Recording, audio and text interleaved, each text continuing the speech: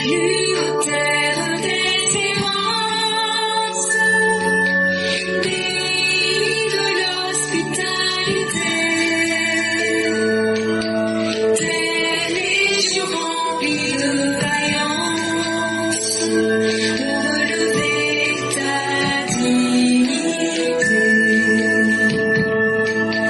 Tes fichères côtes d'Ivoire, fiers artisans de ta grandeur, tous rassemblés pour ta gloire, te bâtiront dans le bonheur. Fiers citoyens de pays nous appellent, si nous avons dans la paix ramené la liberté, notre devoir sera de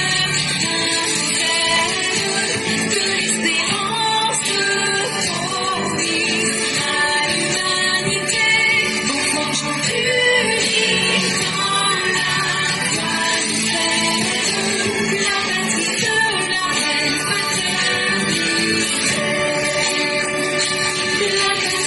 de la reine fraternité, la patrie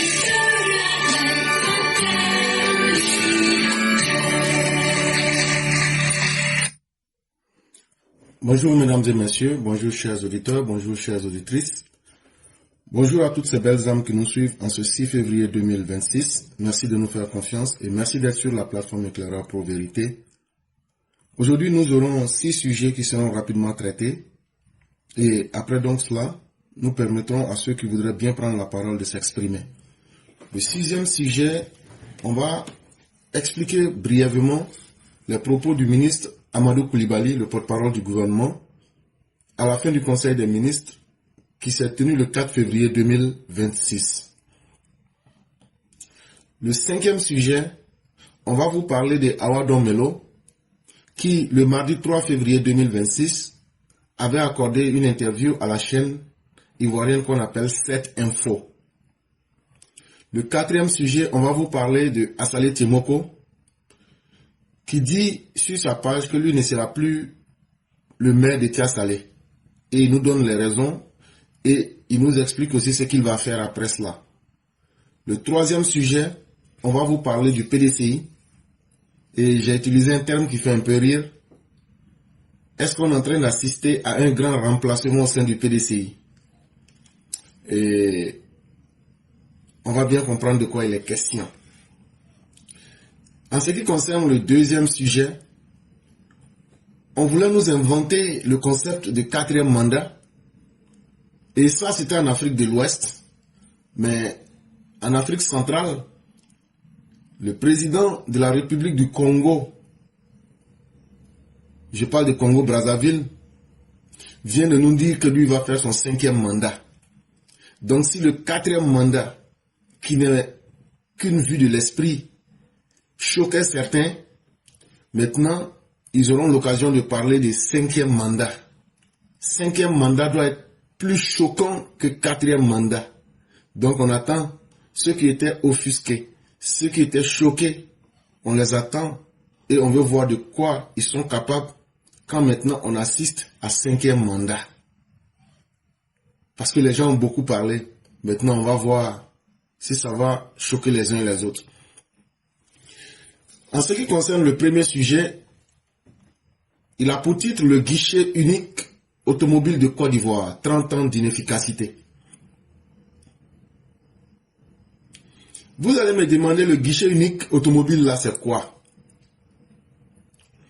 Le guichet unique, c'est une plateforme en ligne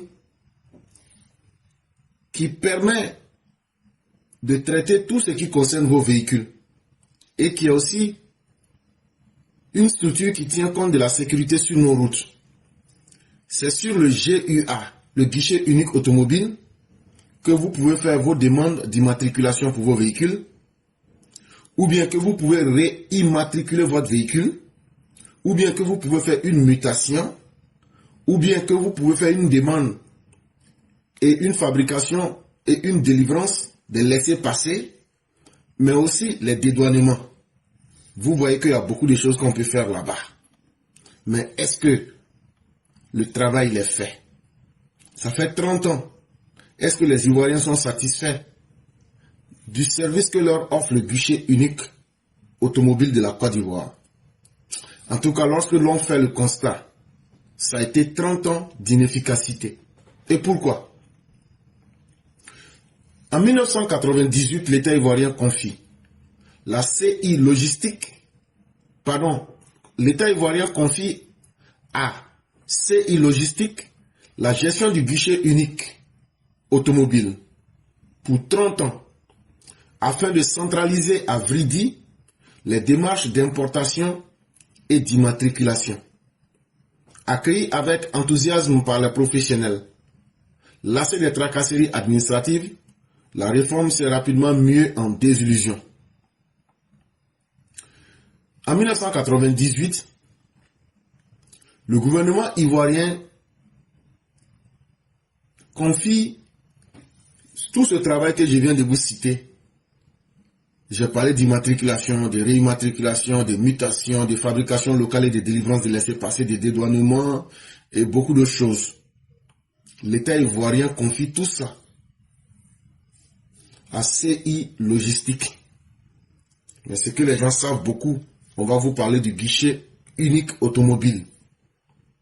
C'était fait, quand ils ont créé en 98, là, ça a été fait pour que toutes les difficultés que les gens rencontraient dans l'administration, quand tu veux faire une demande d'immatriculation, mais tu veux réimmatriculer, mais tu veux faire une mutation, c'était devenu difficile, mais quand tu dois faire un dédouanement, c'était devenu très difficile. On dit donc pour faciliter tout ça, ce qu'on va faire, on va créer le guichet unique automobile. Et tout ça, on peut faire en ligne. Et tout a été centralisé, ça veut dire tout a été mis ensemble.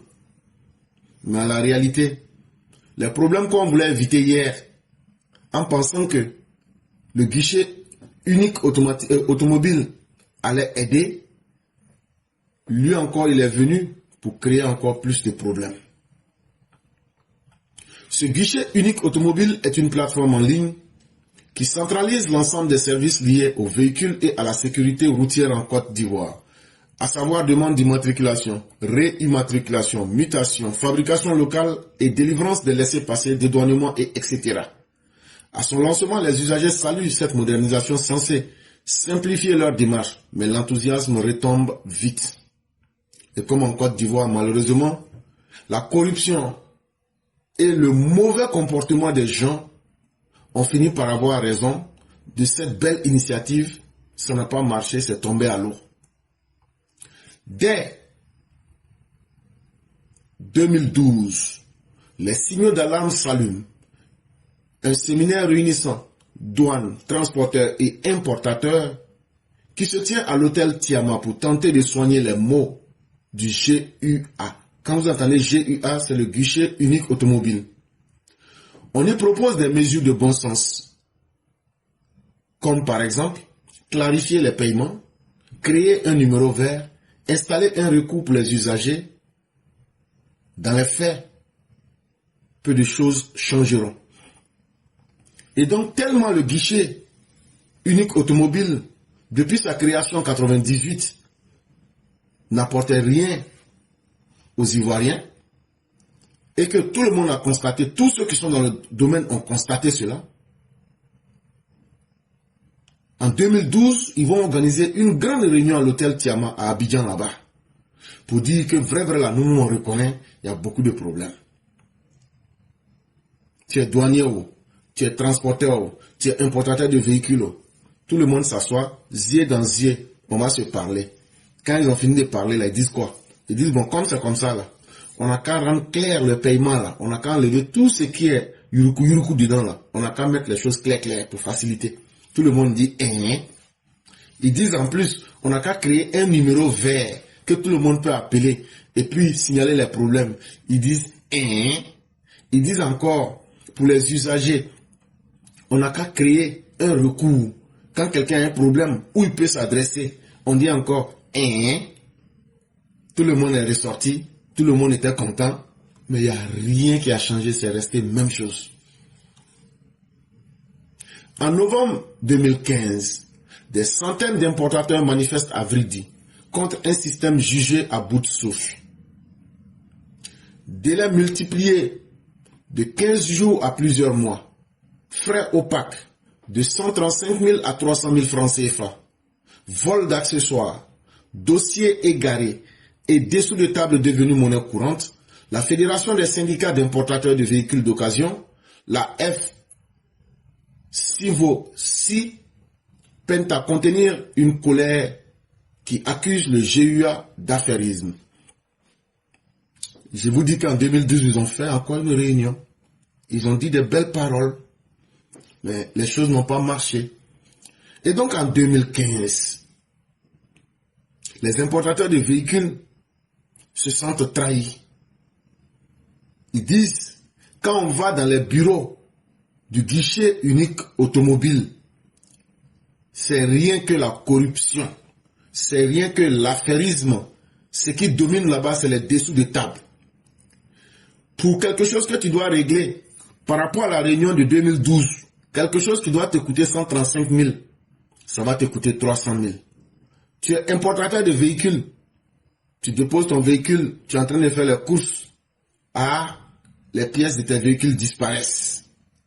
Dans ça là encore, les délais qui ont été décidés, qui ne devaient pas aller au-delà de 15 jours, on se retrouve à plusieurs mois.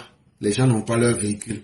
C'est ça qui va faire que l'association des importateurs de véhicules, qu'on appelle la Fédération des syndicats d'importateurs de véhicules d'occasion, en 2015, eux vont se lever pour dire trop c'est trop.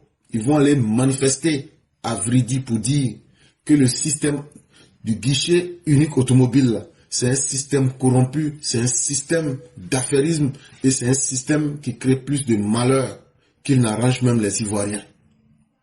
Et pourquoi? Parce qu'il y a trop de fraude. Fraude massive. En mars 2018, une fraude massive est révélée. Plus de 1000 véhicules immatriculés sans paiement de droits. Le 27 avril, 18 responsables du GUA et de Côte d'Ivoire Logistique sont arrêtés pour un préjudice estimé entre 2 et 15 milliards de francs CFA. Le guichet unique automobile est paralysé. 50 véhicules dédouanés par jour contre 400 auparavant. Frais de stockage en hausse et grève des employés le 7 mai. Selon Cyril Dieyi, un syndiqué, plus de 1000 véhicules restent bloqués, signe d'un système à l'arrêt. Après ce scandale, le gouvernement promet un nettoyage et annonce un audit. Ces résultats n'ont jamais été publiés. Voilà un service qui a été créé pour rendre la vie facile aux Ivoiriens. Mais tellement ils sont tombés dans la corruption. En mars 2018, là, fraude qu'on vous dit là, corruption qu'on vous dit là, on ne pouvait plus cacher. C'est sorti au grand jour. Il y a plus de 1000 véhicules qui ont été immatriculés. Ça veut dire qu'ils ont mis plaque d'immatriculation sur les véhicules là. Mais l'argent là, on n'a jamais vu. Entre 2 milliards et 15 milliards de francs CFA ont disparu. On demande, mais l'argent allait où? Personne ne peut donner une réponse. On dit comme c'est comme ça là. Comme c'est le guichet unique automobile là, c'est géré avec Côte d'Ivoire Logistique là. Il y a 18 de leurs responsables qui ont été mis aux arrêts. Donc ça a paralysé le système. Là où auparavant, ils étaient censés dédouaner 400 véhicules par jour, tellement ils sont devenus corrompus, ils ne font même pas 50 véhicules par jour.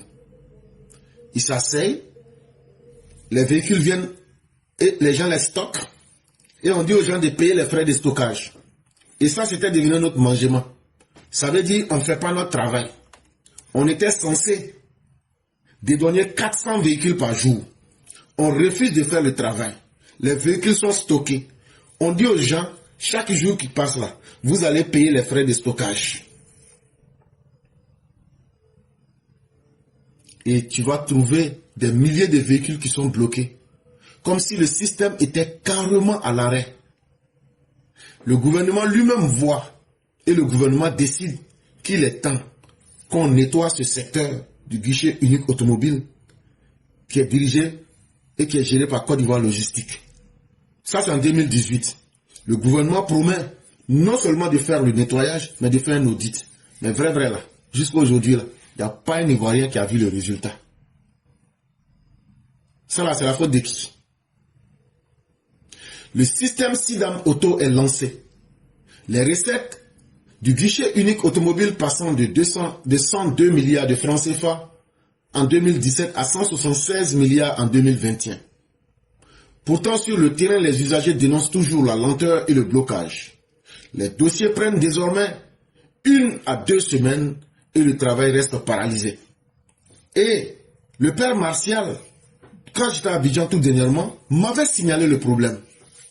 Et je lui ai dit, fallait que je fasse des recherches. Ça m'a pris le temps que ça m'a pris, mais ce que j'ai découvert, c'est ce que je suis en train de vous exposer. Et donc, après l'État va créer un autre système qu'on appelle SIDAM Auto. Lui, il est lancé.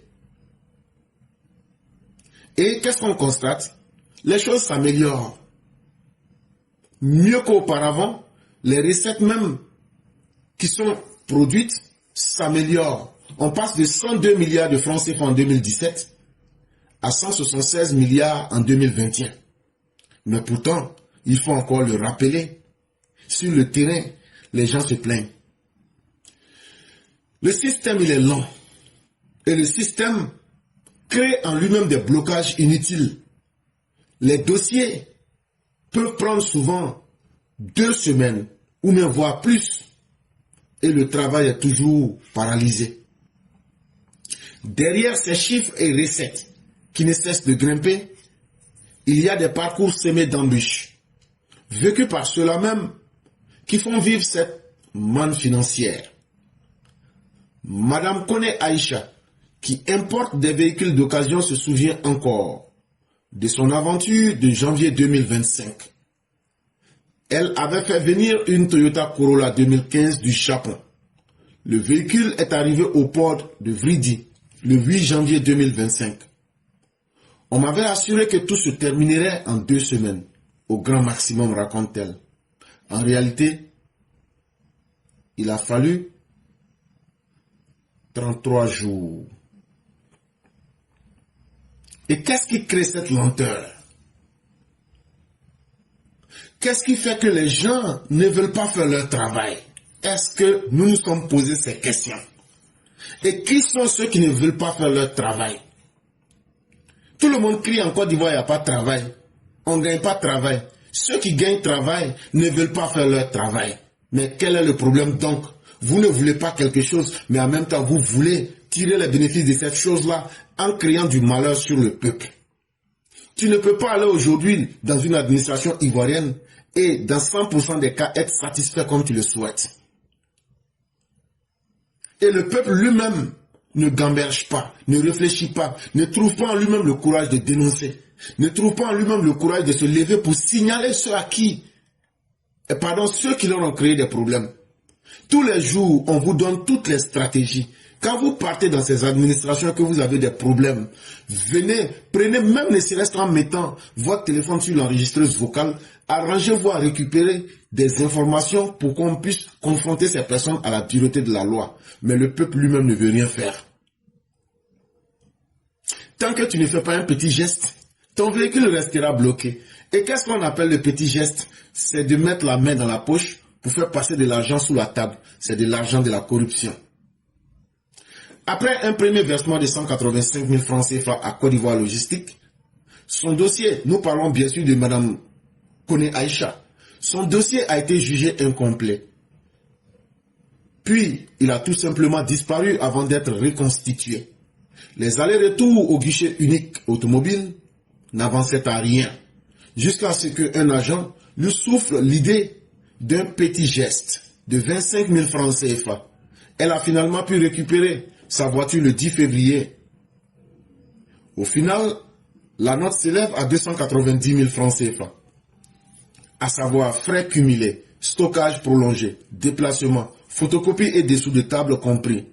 Le délai a été 2 fois plus long que promis. Je vais vendre cette voiture plus chère pour absorber toutes ces pertes. C'est le client final qui trinque. Mais que faire? Je ne joue pas le jeu. Mon véhicule reste bloqué sans limite, confie-t-elle. Et quand c'est comme ça, c'est la personne qui va payer le véhicule là, qui va payer toutes les conséquences. Et donc vous voyez combien de fois la corruption peut nous coûter cher. Mais ça se fait au guichet unique de l'automobile. Les choses n'ont pas véritablement changé. Il a fallu que ce soit un agent qui lui dise, ton dossier que tu avais fait là, et puis on t'avait dit que c'était incomplet là. En réalité là, ton dossier n'était pas incomplet. Oh. On fait exprès. Maintenant qu'on t'a dit que c'est incomplet là, c'est maintenant on peut mettre notre bouche dedans pour te dire que si tu es prête, il faut voir. Hein. Si tu peux faire un petit geste. Elle dit, mais petit geste là c'est quoi? Même si tu te donnais 25 000, ok, il n'y a pas de problème. Donc, quand elle a donné les 25 000 là, le 10 février 2025, elle a pu récupérer son véhicule. Mais si elle ne donnait pas là, elle n'allait pas pouvoir récupérer. Donc au final là, elle a payé 290 000 francs CFA. Ça veut dire les frais qui ne devaient même pas atteindre ce prix, les frais de stockage qui ont été prolongés, les va-et-vient, les photocopies, avec tout l'argent, les dessous de table qu'elle a donné là. C'est ça qui a fait ça. Et comme c'est comme ça là, elle aussi elle va pas se fatiguer. Celui qui veut payer, Kumbala n'a pas dit de payer véhicule, tous les 290 000 là. Si je devais vendre le véhicule à 5 millions là, je vais ajouter les 290 000 là-dessus pour frapper celui qui va payer. Voilà l'environnement réel dans lequel nous vivons. Et il est temps qu'on puisse dire les choses et les dire clairement.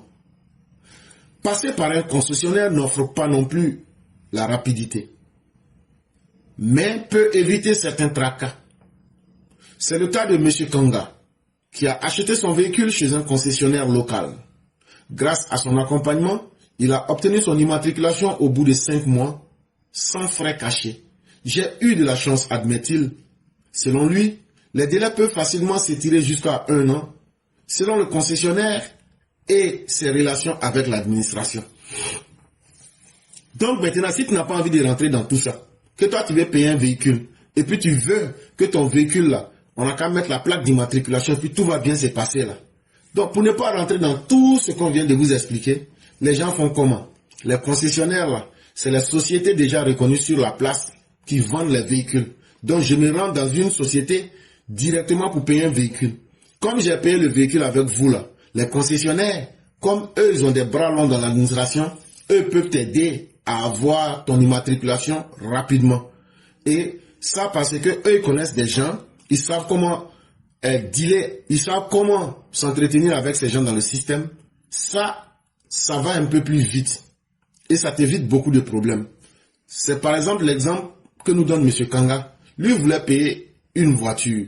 Il dit, ça là, moi je ne vais pas rentrer dans tout ça là. Je vais aller directement chez un concessionnaire, prendre le véhicule là-bas, et lui va s'arranger entre eux et puis là-bas. Donc lui, il a obtenu sa plaque d'immatriculation en 5 mois. Et il n'a pas payé de frais cachés. Mais pourquoi? Parce que les concessionnaires là, eux, ils ont leur mogo, ils ont leur gars sûr dans l'administration. Donc ils font ça entre eux là-bas pour s'arranger. Mais toi, le citoyen lambda, tu ne peux pas te lever pour dire, moi-même, je vais faire ma démarche, aller au guichet unique de l'automobile, sans que tu ne sois frappé par la corruption. Et c'est simplement triste. La concession de 30 ans expire en 2028. Maintenant, comme un malheur ne peut jamais être sans fin, avec tout ce que nous venons de vous dire sur le guichet unique automobile là, je vous ai dit que ça a été créé en 2018. Et que leur contrat là, c'était pour 30 ans. Bon, leur contrat là, ça finit en 2028 là. Ça veut dire, on est en 2026, non? 2027, 2028. Donc là, ça finit maintenant. En juin 2023, Touré Suleiman prend la tête du guichet unique automobile et reçoit l'année suivante des prix pour son efficacité et le nouveau système d'immatriculation initiale des véhicules NSIIV. Mais sur le terrain, les importateurs dénoncent toujours des délais interminables, frais opaques et parcs saturés. Les autorités annoncent le 3 février 2026 des contrôles renforcés sur les plaques, avec des amendes et même des fourrières. Elles rappellent que ces mesures visent à garantir la sécurité de tous et à assurer l'efficacité du système de transport intelligent. Elles invitent l'ensemble des usagers au respect du code de la route et à faire preuve de civisme sans toutefois s'attaquer au dysfonctionnement persistant du GUA. Donc, comme leur contrat va prendre fin là, c'est pas mieux? Ou bien, est-ce que ça vaut la peine de créer encore un autre système encore qui va venir recommencer encore la même chose? Parce que le problème, c'est pas le système lui-même, mais c'est les hommes qui animent le système. Et donc rien ne changera. On va beaucoup parler, on va dire tout ça, on va dire on va contrôler les plaques d'immatriculation. Le 3 février 2026, le gouvernement dit que lui va contrôler les plaques d'immatriculation. Si ton véhicule là n'a pas la bonne plaque là, on va t'amender, on va te coller des amendes ou même on va mettre ton véhicule en fourrière. C'est très bien. Mais est-ce que vous savez que on n'arrive pas à voir les plaques là? Les plaques d'immatriculation là, malgré le nouveau système que vous avez mis en place, vous ne voyez pas des plaques maintenant blanc, noir, bizarre là. Ça ne marche pas. C'est lent. Parce que la corruption là, c'est ça qui fait que les Ivoiriens n'arrivent pas à avoir leur plaque d'immatriculation. Et donc, au lieu de multiplier la répression pour fatiguer les Ivoiriens là, moi je ne suis pas d'accord. Il faut d'abord faciliter et maintenant permettre aux Ivoiriens d'avoir leur plaque. Et c'est après ça maintenant qu'on peut passer maintenant à la répression. Si on veut réellement dans un monde aujourd'hui où il y a le terrorisme, dans un monde aujourd'hui où il y a le grand banditisme, est-ce que c'est sérieux qu'au nom de la corruption, on laisse des véhicules sans immatriculation? Un système d'immatriculation qui devrait permettre de capturer les informations essentielles. On préfère ne pas faire le travail. On préfère sacrifier la sécurité et on prend l'argent de la corruption et on laisse les choses comme ça. Et quand tu arrives, tout est tellement beau. Système de transport intelligent, tout. Le drame en Côte d'Ivoire, c'est que quand tu es à la tête, quand tu es loin du système, ou bien quand tu n'es pas dedans là, tout ce que tu entends c'est tellement beau. Mais quand tu commences là, c'est un parcours du combattant, c'est un calvaire. Et ça, ce n'est pas bon. Ce n'est pas bon. Ce que tu entends, quand tu mets ton pied dedans, là, tu découvres que c'est carrément le contraire. La Direction générale des transports terrestres n'a pas répondu à nos sollicitations sur la question des délais, les frais et la corruption au guichet unique automobile. Donc, ils ont appelé la Direction des transports pour leur demander.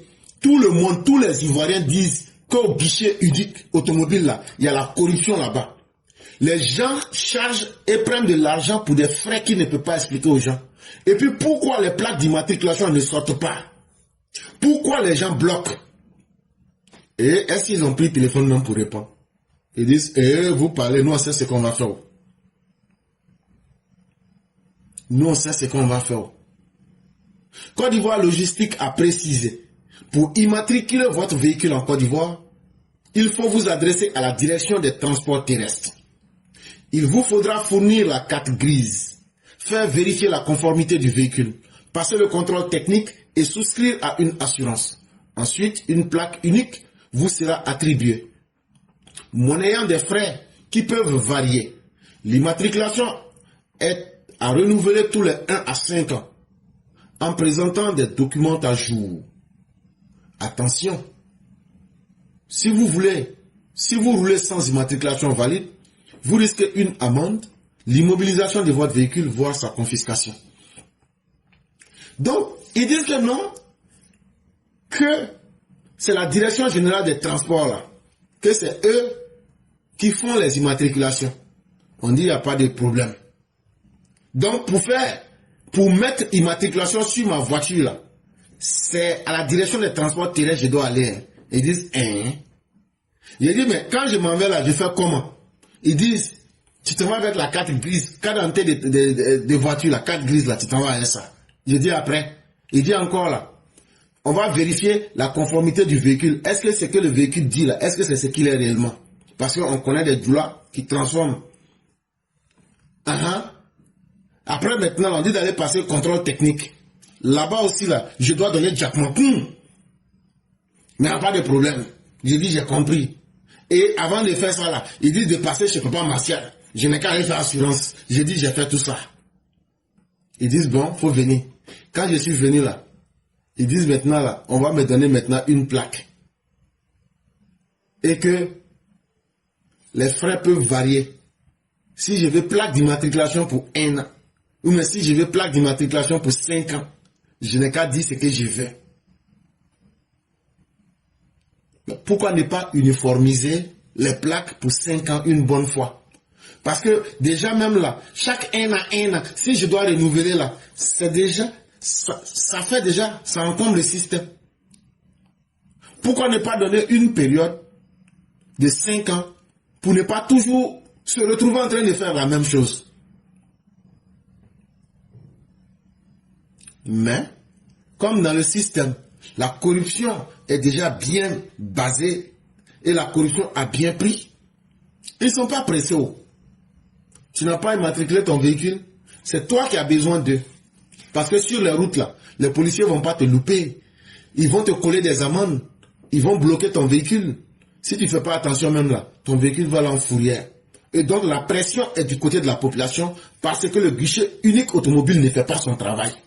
Et pour cela, on veut blâmer les populations. Ce n'est pas juste. Mais ces populations elles-mêmes vivent dans une lâcheté légendaire qui fait qu'elles ne peuvent pas se lever pour revendiquer leurs droits. Et qu'est-ce que vous voulez qu'on fasse? Vous ne dénoncez pas les corrompus et les corrupteurs. Vous ne dénoncez pas la situation. Si ce n'est pas moi qui en parle, nous qui faisons des émissions du genre que personne ne suit même d'ailleurs, c'est ça aussi.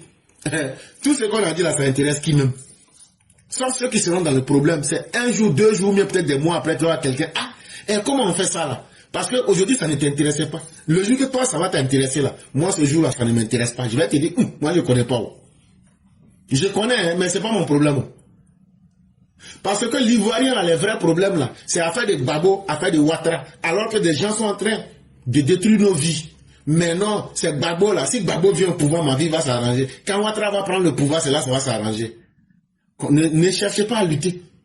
Le guichet unique automobile, censé simplifier les importations, est devenu un système coûteux, marqué par la corruption et la lenteur. Les promesses de réforme sont restées sans effet. La concession de 30 ans expire en 2028. L'État devra alors choisir entre prolonger un modèle décrié, lancer un appel d'offres transparent ou reprendre la gestion. D'ici là, les importateurs continueront de subir des coûts élevés dans l'opacité. Donc, si on fait un bilan, le guichet unique automobile, là, ça a été un système d'échec. Ça a été un système coûteux. Ça a été un système marqué par la corruption. Ça a été un système inefficace, lent, qui n'a pas répondu aux problèmes des Ivoiriens. Et donc, qu'est-ce que l'État doit faire?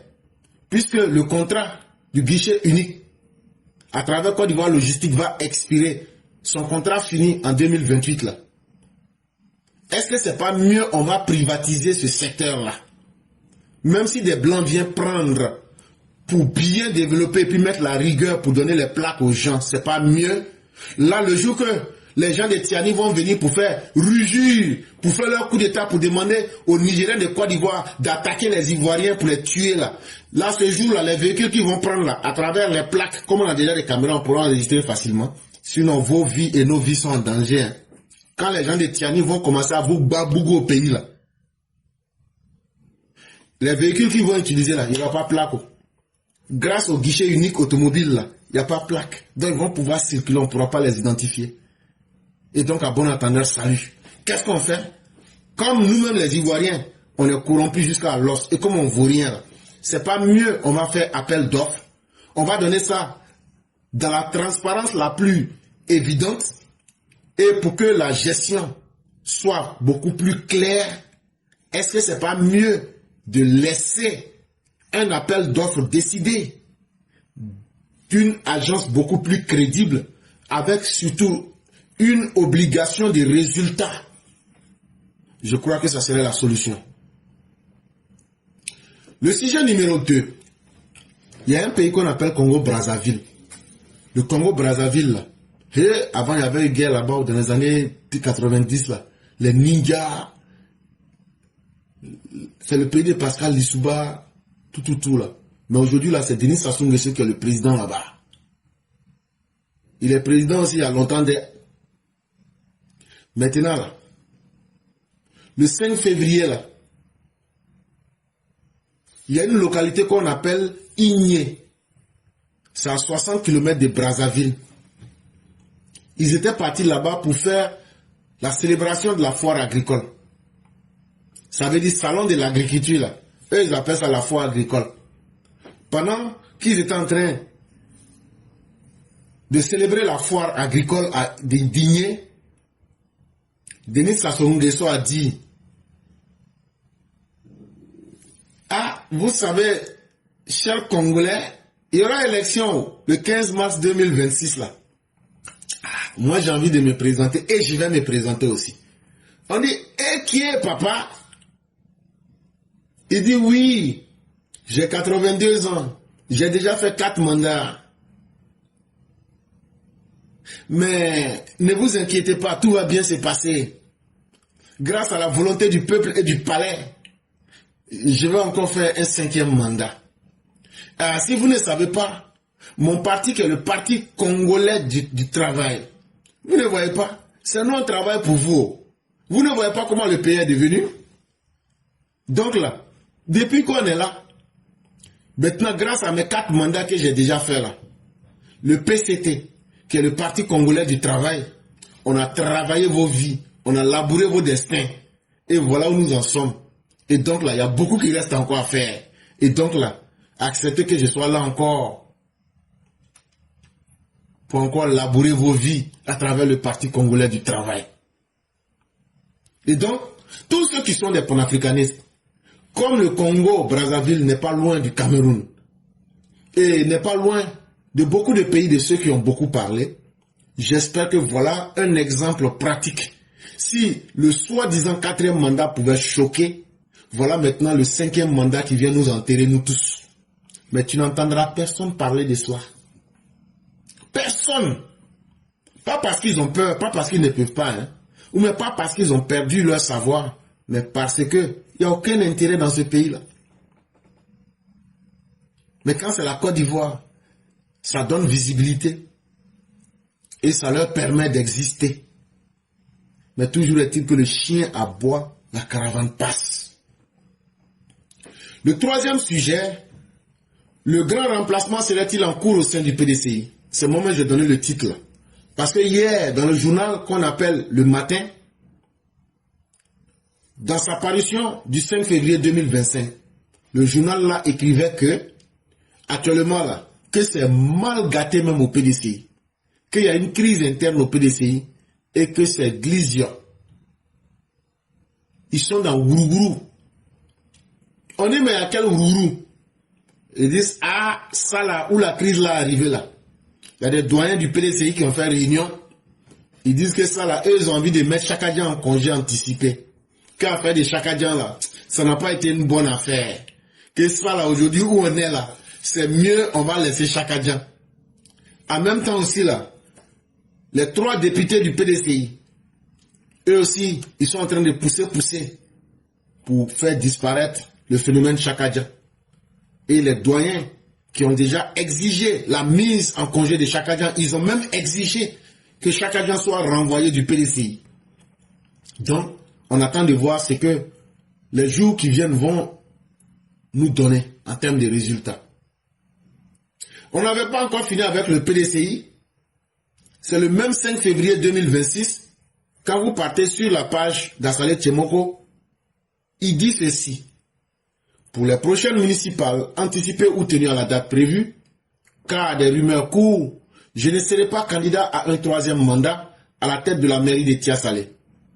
Assalé Tchemoko dit que élection de mairie qu'on doit faire normalement en 2018 là, que si on fait ça avant 2018, si on fait ça en 2027, si on fait ça en 2026, que lui, il va plus être candidat, puisqu'il a déjà été maire 2 fois, que lui va plus faire 3e fois encore, que lui va plus être maire encore à Tia-Salé. En 2018, j'ai pris publiquement Devant les populations, l'engagement de ne pas rester plus de 10 ans à la direction de leur commune. Après les municipales de 2023, j'ai de nouveau et publiquement réaffirmé aux habitants ma volonté de ne pas me représenter en 2028 à Tchassalé, poursuit-il.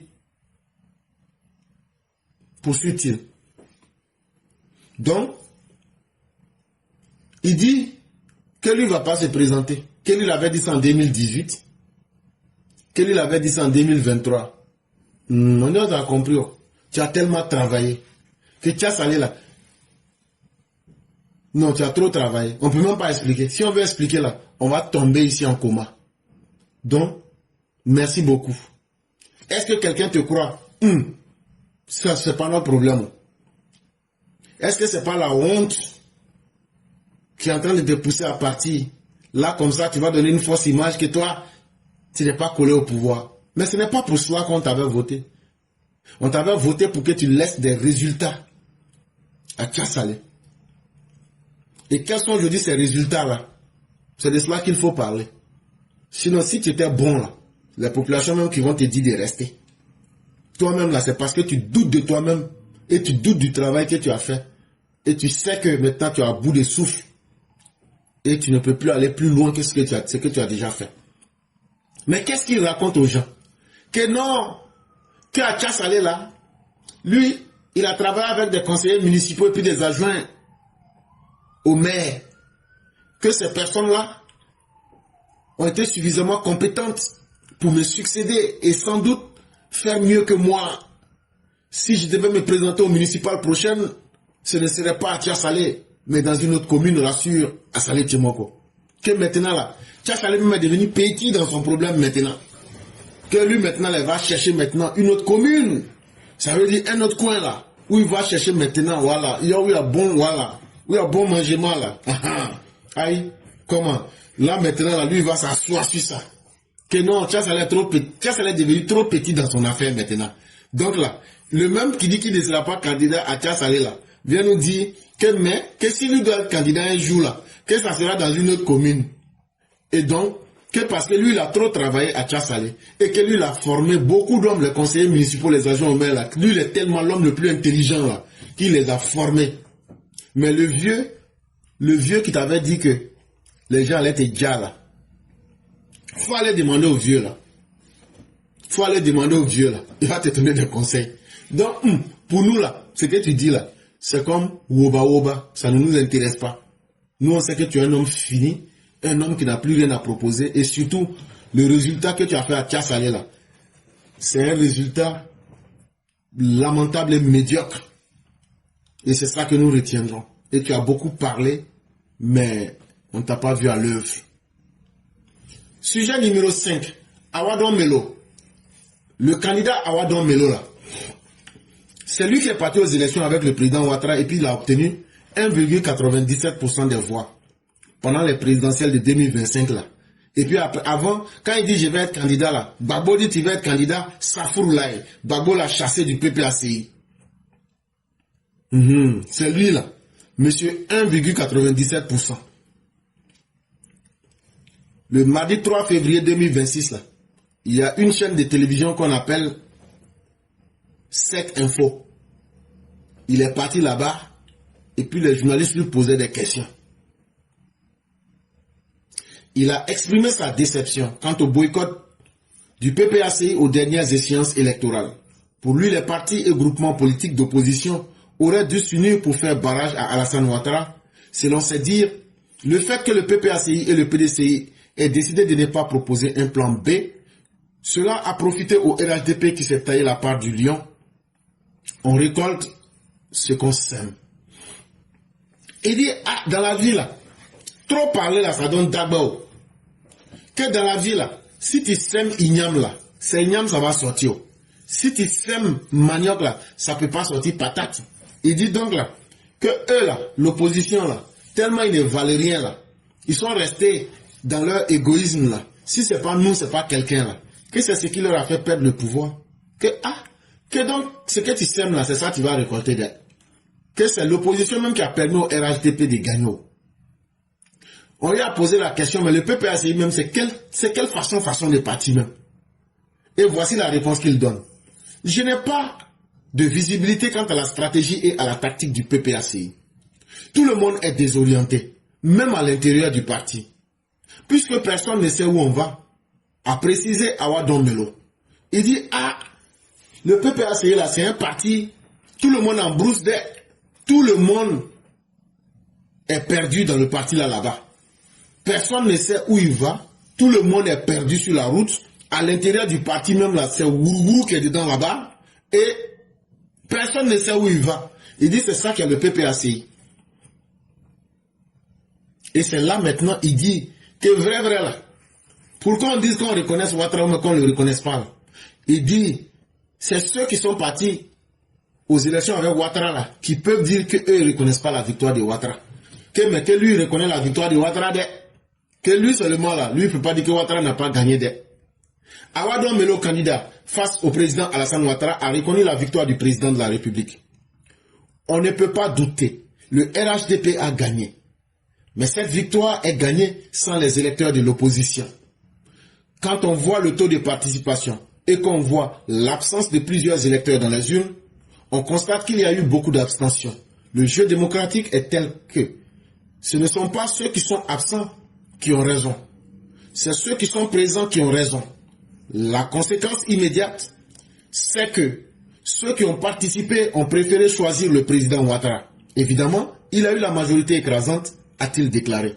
Il dit, le suffrage universel, là, ce n'est pas la quantité, mais c'est la présence. Si tu veux, là, tu t'en vas voter. Si tu veux, il ne faut pas aller voter. Mais ceux qui vont voter, là, il dit, ah, c'est Ouattara, ils ont choisi des...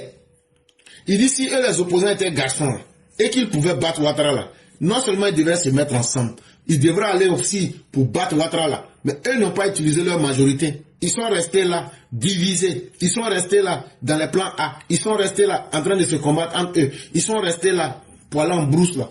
Donc, ceux qui sont partis, qui ont voté, là, comme c'est Ouattara, ils ont voté, là. Donc, c'est Ouattara qui a gagné. Donc, comme c'est Ouattara qui a gagné, là, ah, il dit, il ne faut pas, on va douter d'eux. On ne peut pas douter. Le RHDP a gagné. Ah, il dit de vous dire ça pour ajouter dessus. Et c'est là maintenant, le même, un jour après maintenant, le 4 février 2026, après le conseil des ministres qui s'est tenu à la même date, le porte-parole du gouvernement, le ministre Amadou Koulibaly, les journalistes lui posaient des questions. Quand les gens lui ont posé les questions sur Tunkia et ce qu'il a dit, tout le monde le connaît, le ministre a répondu de la manière suivante.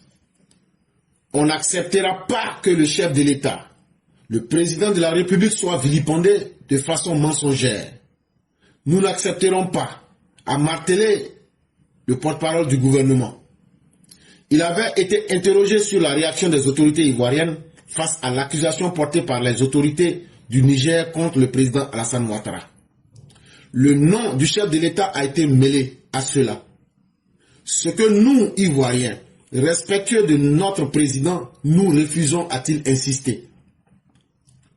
C'est ce qui a occasionné cette réaction du gouvernement parce que l'acte d'accusation était différent. A-t-il une fois de plus souligné. La réponse à la note de protestation est donc attendue. La suite des relations bilatérales entre le Niger et la Côte d'Ivoire pourrait en dépendre. Suite aux déclarations idiotes du chef des moutons du Niger, les autorités ivoiriennes ont appliqué la méthode Otto von Bismarck, à savoir la diplomatie sans les armes, c'est la musique sans les instruments. Le président Ouattara est un grand homme.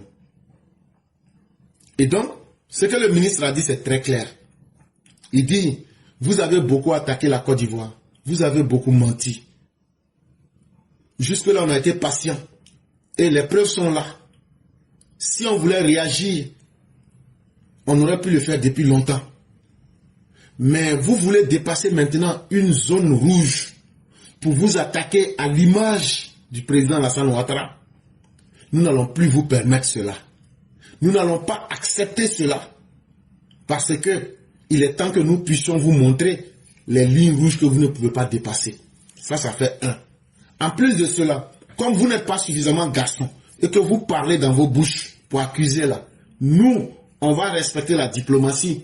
On va mettre ce que nous on pense là sur papier, vous remettre. Et si vous êtes garçon là, on attend votre réponse. Et surtout, mettez cette réponse par écrit pour que ce soit un témoignage devant l'histoire. C'est facile d'accuser. Quand on est un mouton, on peut émettre des sons. Mais quand on dit d'écrire, on vous attend. Donc, on vous attend que vous fassiez ce que nous, on a déjà fait. C'est-à-dire, parler est facile, mais mettre ça dans l'histoire, dans les archives, là, c'est sur papier. Et donc, on attend que vous ajoutez les preuves là-dessus. Mais entre-temps, insulter le président de la République, il a utilisé le pronom indéfini « on ». Ça veut dire, c'est plus affaire des ministres, c'est plus affaire d'éclaireurs. On va vous babougou. Si vous insultez notre président là, la maman de Tiani là, on va nager dans elle. Si c'est ça qui va faire que la Côte d'Ivoire tout entière est en prison là, essayez encore. Essayez encore de vous attaquer à l'image du président Ouattara. Le peu qu'on vous a montré en une semaine là, ça vous a calmé, non? Mais essayez encore. Et vous allez voir, on va être encore plus virulent. On va être encore plus cru que vous ne l'aviez imaginé. Et ça, il n'y a pas à faire de dire je suis ministre, je suis paysan. Non. On va vous faire ça propre, mais à la dure, pour vous remettre. Comme chez vous, vous êtes mal élevé, vos comportements moutonniers, vous pouvez prendre pour dépasser des barrières. Nous, on vous a mis des barrières claires. Ça suffit. Vos pays que vous avez rendus malheureux par vos incompétences là, ce n'est pas les noms ou même l'image du président Ouattara que vous allez prendre pour vous protéger. Quand on a le courage de faire coup d'État là, on doit avoir le courage d'assumer les conséquences du coup d'État. Quand Bazoum était au pouvoir là, les terroristes ne pouvaient pas rentrer à Niamey. Vous vous dites militaires, des moutons en TI. Aujourd'hui là, toi Tunkia là, les gens quand ils sont rentrés à Niamey là où ils dormaient là, on t'a donné les renseignements. Les quartiers, les maisons où ils dormaient là, ceux qui ont attaqué là, on t'a donné les renseignements. Qu'est-ce que tu en as fait? Rien. Il faut expliquer ça aussi aux gens du Niger. Il faut expliquer ça aux gens du Niger. Est-ce que l'aéroport était sécurisé? Est-ce qu'il n'y a pas des soldats de l'armée du Niger qui ont facilité l'entrée? Ça, il faut expliquer aux gens. Et donc, comme eux sont dans Gourougou, nous on dit la diplomatie sans les armes, c'est comme faire de la musique sans les instruments. Tu as une fois vu quelqu'un faire de la musique et puis n'a pas d'instrument? Nous on a parlé, et qu'est-ce qu'on a fait? On a utilisé en même temps la méthode Otto von Bismarck. On dit ce qu'on vous a dit là. Avant-hier là, la Côte d'Ivoire a rugir. On a ramassé 197 de leurs mendiants et puis on allait les verser directement dans leur ambassade. Moi quand je parle là, je sais de quoi je parle. Parce que ceux qui ont mené l'opération là, c'est eux-mêmes qui m'ont dit. Ils disent on les a bien ramassés même. J'ai dit mais est-ce que vous ne pouvez pas encore continuer pour faire 3 mais 4 jours? C'est le petit côté là qui m'a fait un peu mal quoi. J'ai dit si vous pouvez faire ça pour remplir l'ambassade là, ça serait mieux. Donc actuellement là, on les a parqués là-bas. Et puis maintenant, là, soit ils vont quitter le pays. Mais en tout cas, un pays qui ne fait que produire des mendiants. Et puis c'est vous. Vous allez taper vos poitrines de mange-mille devant nous. Mais on va vous mettre ça là, dur. Parce que le président Ouattara, là, c'est pas camarade de quelqu'un. Le président Ouattara, c'est un grand homme. Le président Ouattara, là, c'est un président qui a de la vision et c'est un président travailleur. Ce n'est pas quelqu'un qui a usurpé le pouvoir. Même devant le président Ouattara, les opposants là, ils ont perdu leur latin. Ça veut dire, Kuma Bana, ils sont dans les illusions. Devant Ouattara même là, les opposants sont en panne sèche de stratégie. Ils parlent, c'est leur haine qu'ils peuvent faire sortir. Mais ils n'ont pas les éléments de langage qu'il faut. Et c'est pourquoi les Ivoiriens même ne les écoutent même pas. Tout ce qui vient des opposants, les Ivoiriens disent attendez, nous on va aller au Ouattara est en train de déjà faire le programme. Il a construit le pays. Actuellement, là, la grande Côte d'Ivoire, la Côte d'Ivoire ambitieuse, la Côte d'Ivoire solidaire, la Côte d'Ivoire sécurisée, la Côte d'Ivoire de la paix. Et c'est ça, nous, on connaît. Entre-temps, les pays maudits de l'Afrique, le Mali, le Burkina Faso et le pays de Tunkia, eux, ils sont en train de crier, ils sont en train de pleurer parce que ils sont dirigés par des lamentins baveux, ils sont dirigés par des cacas fermentés de 7 jours, ils sont dirigés par des moutons aux oreilles coupées. Et demain, c'est pour venir dire que c'est Dieu qui les a mis en retard. Mais nous les Ivoiriens là, nous on respire désormais bien avec le président Ouattara. C'est non à dit au président Ouattara de rester là. Si quelqu'un s'attaque au président là, prison qui est dedans là, nous on va faire ça. Si le procureur veut là, il n'a qu'à mettre mon nom à l'aéroport. Mais dit qu'on va insulter notre président, nous on va s'asseoir pour regarder. Cher EPV, utilisez tous les moyens que vous pouvez. Je dis bien tous les moyens que vous pouvez. Si l'image de notre président est attaquée là, utilisez tous les moyens que vous pouvez. Si quelqu'un vous inquiète ou quelqu'un vous regarde mal là, dites que ce n'est pas moi, c'est Éclaireur Pro-Vérité qui nous a défait et qui dit qu'il va assumer aussi les conséquences. Je serai voir Jésus. Aujourd'hui là, la Côte d'Ivoire attire tout le monde, même les jaloux. Ils aimeraient que la Côte d'Ivoire puisse leur revenir. On va l'attaquer au Boko. C'est Bouaké qu'ils appellent Boko. Venez. Avec vos dents qui sont sciées, on dirait des vampires là. Venez. Ce que vous n'avez jamais vu là. La guerre Burkina Mali, la guerre des pauvres là. Burkina va plus exister après ça encore. Burkina façon, qui existe ça. Votre pays là, on va faire disparaître ça. Bande de couillons du désert que vous êtes. Bande de producteurs d'analphabètes que vous êtes. Vous pensez qu'en accusant les autorités ivoiriennes, ça va soigner vos diarrhées chroniques? Allez demander à Pascal Affi-N'Guessan, qui est l'image parfaite de l'opposition ivoirienne. Tellement même c'est gâté dans leur mère là. Lui-même il parle plus haut. Il est couché à terre, comme on le dit chez nous. Il est couché à terre. Entre-temps, vos pays de malheur, vos pays de misérables, vous êtes en train de souffrir dedans là-bas. Voilà comment vous vous traitez entre vous là-bas. Ibe c'est un goula. Ibe c'est la bouche. Moi-même, je me demande, est-ce Ibe même dort la nuit? Est-ce qu'il arrive à dormir? Il sait qu'il se ment à lui-même. Quand il s'arrête, il s'est mis là. Qu'est-ce qu'il se reproche? Je suis en train de mentir. Je suis en train de dire ce qui n'est pas vrai. Est-ce que c'est le passage? Peut-être que c'est quand il est sûr de réfléchir, il se culpabilise. C'est ce que moi je me dis, parce que lui-même en âme et conscience, il sait que ce qu'il est en train de raconter aux gens n'est pas vrai. Mais souvent ça devient une maladie, parce que quand quelqu'un meurt, au début ça va, par fin ça devient une maladie. Parce que moi je me dis qu'il est malade, ça c'est une maladie maintenant, parce qu'il est même là, vraiment. Et puis quand je vois son premier ministre qui sort carrément poussière là, il dit non, ils vont faire quoi, métro. Il peut choisir, son premier ministre parle de métro.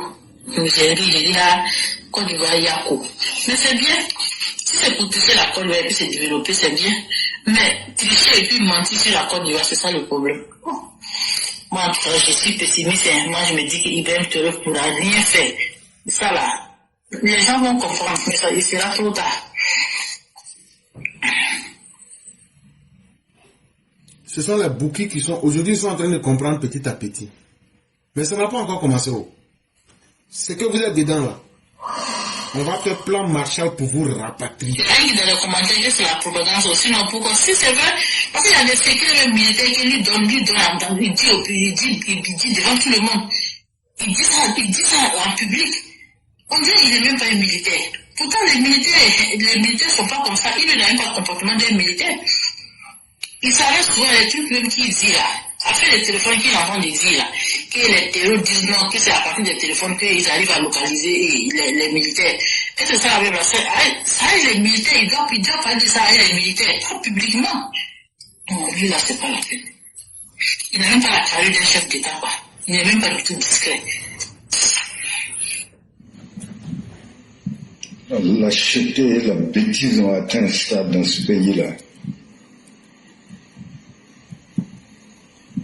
Ça deviendrait que pour là, parce que là, ça devient trop là. Vous pouvez pas prétendre être des patriotes, être des hommes intègres. C'est vous qui vous camouflez derrière la lâcheté, vous menacez, vous faites tout ce que vous voulez, vous foutez la merde, vous foutez la honte à tout le monde dans ce pays, sur le plan international et partout. Et vous prétendez être des hommes intègres, des patriotes. Vous, vos parents, vos pères et vos mères, vous avez fait quoi sur fond propre pour ce pays? De ces dernières années, de 10 à 40 ans, pour prétendre aujourd'hui avoir l'autorité pour parler au nom de tout le monde.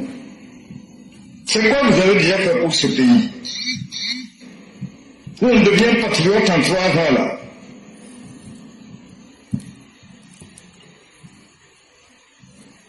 La bêtise et la stupidité dans tous les sens. Est-ce que vous avez les armes que vous avez retournées contre le peuple? Vous croyez que vous pouvez menacer les gens comme ça? Même quand vous n'avez pas les gens dans le mensonge, la lâcheté et tout. Ah, quand vous le mettez en nouvelle noire là, tu vas tuer tout le monde. C'est là que ça commence à bien faire. C'est quoi ces conneries là?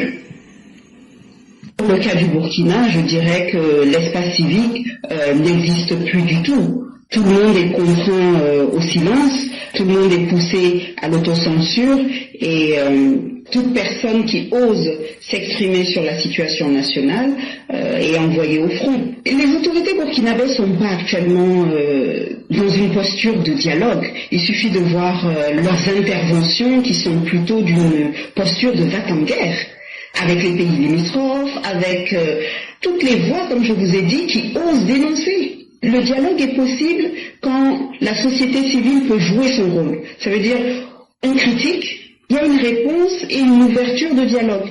Mais la moindre critique entraîne un enlèvement. Donc moi, il n'y a pas d'envie de dialoguer aujourd'hui, c'est plutôt, on est plus face à de l'autoritarisme. Le capitaine Traoré a fait son coup d'État en septembre 2022 en prétextant la question sécuritaire et il a promis aux Burkinabés de restaurer la sécurité. Mais progressivement, il est en train de faire tout sauf la question sécuritaire. Il a aujourd'hui un costume de dictateur, de politicien. Actuellement, il est en train de faire de la politique, de la répression. On est face à une dictature qui ne dit pas son nom. Et tous les droits des Burkinabés sont confisqués aujourd'hui et sont entre les mains d'un seul homme. Les droits civiques, que ce soit les droits humains, que ce soit les droits de la propriété, que ce soit même le droit à la vie. On a vu récemment le retour de la peine de mort, qui est un recul au Burkina Faso. Je pense que la solution aujourd'hui, elle va venir des communautés, des populations sahéliennes. Il y a un nouveau cycle qui est en train de se préparer et c'est pour ça qu'on interpelle la communauté internationale. Il y a quelque chose de nouveau qui est en train de s'écrire au Sahel et la communauté internationale ne peut pas choisir de se mettre auprès des tyrans, des dictateurs, de militaires qui promettent des choses et ne le font pas, et abandonner les communautés et le peuple. Mais qu'est-ce que les populations peuvent faire? Quel choix est-ce qu'elles ont? Le choix est très limité. Mais à un moment donné, il va falloir qu'ils s'appuient des personnes qui peuvent les aider à s'en sortir. Toutes ces personnes-là ne sont pas envoyées au front ou en prison? Oui, effectivement, sur le terrain, il y a beaucoup de personnes qui sont envoyées au front et en prison, mais il y a une prise de conscience. Vous savez, la propagande, à un moment donné, elle va s'arrêter. Il y a des réalités qui sont là. Quand l'or du pays est utilisé pour faire de la propagande, quand l'or est utilisé pour être envoyé en Russie ou à Dubaï ou autre, et il n'y a aucun changement réel sur le terrain et que les groupes armés terroristes avancent, je pense qu'il y aura une prise de conscience de la population. Et comme je vous ai dit, la population ne soutient pas ces gens-là. La population est plutôt prise en otage. Si aujourd'hui il y a une alternative qui sont là, ils seront les premiers à demander le départ de ces gens-là. Les Maliens sont estimés à plus de 3 500 000 en Côte d'Ivoire. C'est des chiffres officiels. Et cela ne devrait surprendre personne. Les Nigériens, ceux du Niger, pas du Nigeria, les Nigériens plutôt, ceux du Niger, pas du Nigeria, ceux du Niger sont estimés à 1 500 000 habitants, ici en Côte d'Ivoire. Alors les Burkinabés, c'est plus de 4 millions de Burkinabés qui vivent ici en Côte d'Ivoire. c'est la plus forte communauté étrangère que la Côte d'Ivoire reçoit sur son sol. Et à l'exclusion de ces 4 millions qui vivent au quotidien avec les Ivoiriens, vous en avez au moins plus des milliers de Burkinabés aujourd'hui aux frontières nord de notre pays. Et Daouda l'a si bien relevé, qui sont nourris, blanchis par l'État ivoirien avec les taxes et les impôts des Ivoiriens. Quand bien même beaucoup d'Ivoiriens dans nos campagnes, dans nos villes, continuent de crouler sous le poids de la misère, le gouvernement, malgré les réalités que vivent certains Ivoiriens sur leur propre sol, et dont le gouvernement a l'obligation de faire face, n'abandonne pas nos frères d'à côté, nos frères des pays de l'AES qui sont en situation difficile, en acceptant de les accueillir à nos frontières. On leur a construit des maisons, on leur donne gîte et couvert. Daouda l'a dit, je ne reviendrai pas dessus. Et donc quand on est conscient de ces états de fait, tout ce qu'on devrait faire, c'est d'en appeler au sens de responsabilité des différents dirigeants de l'AES. Je me souviens que le président du Burkina m'avait, dans une de ses sorties, qui avait fait le tour, j'allais dire, des réseaux sociaux dans l'Afrique de l'Ouest, avait de la même manière accusé la Côte d'Ivoire. Et de quelle manière? Il a même été plus loin en promettant de brandir les preuves de cette accusation dans les jours et semaines à venir, qui ont suivi sa déclaration. Jusqu'à ce jour, on n'a rien vu. Et donc, des accusations non fondées, les accusations qui tendent justement à mettre de l'huile sur le feu dans les rapports diplomatiques entre deux États, comme les nôtres, devraient cesser. Le Burkina, le Mali, le Niger ont besoin de la Côte d'Ivoire pour sortir de leur situation. Il faut que l'on comprenne, et surtout les dirigeants de l'AES comprennent, que nous sommes dans une communauté, communauté de destin, et que nous sommes appelés à vivre ensemble. Donc les accusations non fondées, les accusations tendancieuses devraient pas être leur apanage. Il faut qu'ils comprennent aujourd'hui que la Côte d'Ivoire serait prête, avec ses dirigeants, à les accompagner. Et je suis convaincu que si on s'en tient au carnet d'adresse du président ivoirien, au plan international et de son aura, il pourrait naturellement œuvrer à concourir à une stabilité dans ce pays. D'ailleurs, il n'a eu de cesse de le faire jusqu'à ce jour. La Côte d'Ivoire apporte ce soutien. On n'a pas fermé les frontières avec ces pays qui viennent encore s'approvisionner chez nous, jusqu'à nos ports. Alors, je pense que quand on a regardé tout ça, il faut toujours créer les conditions d'une unité de destin, les conditions d'un rapport, j'allais dire, entre États, diplomatiquement parlant, des rapports non conflictuels, des rapports qui permettent aux différents États de l'Afrique de l'Ouest de converger leurs efforts pour sortir de la situation qui aujourd'hui n'est pas reluisante pour ces trois États en proie à des actes terroristes qui défigurent justement la vision politique de ces chefs d'État de l'AES. Et donc, mesdames et messieurs, quand on a affaire à des États voyous qui pensent que c'est dans le banditisme et dans le comportement les plus malsains qu'ils peuvent réussir, je crois qu'il faut les inviter à la responsabilité. Nous allons terminer la présentation d'aujourd'hui avec Omer Blanc à travers son édito de ce jour. Bonjour éclaireur pour vérité, bonjour à tous mes condisciples de la digne classe éclaireur pour vérité. Mon édito aujourd'hui a pour titre la Gen Z. Des 5 générations, la génération Z ou Gen Z est celle qui se place entre la Gen Y et la Gen Alpha. La Gen Z regroupe les enfants nés en gros entre 1997 et 2012. Ils sont presque centenaires aujourd'hui et ils représentent la force physique et intellectuelle à travers le monde.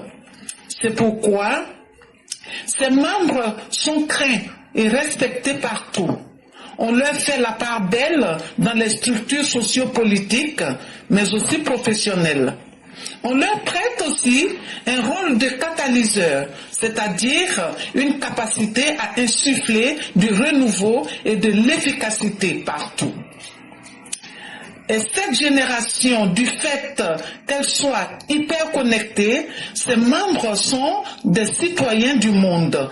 Ils sont incollables sur l'actualité internationale. Cependant, une question mérite d'être posée.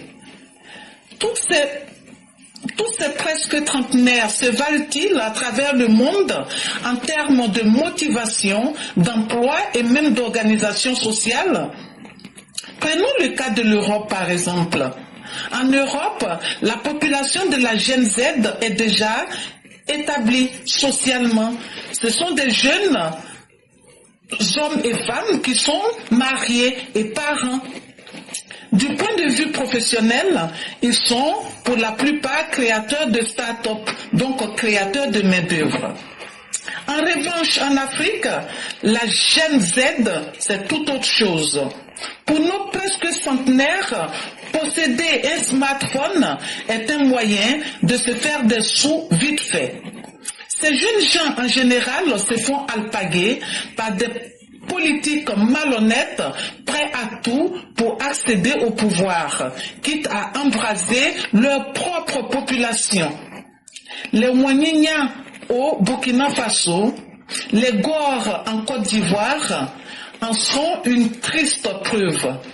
Il y a aussi les supporters de Thiam.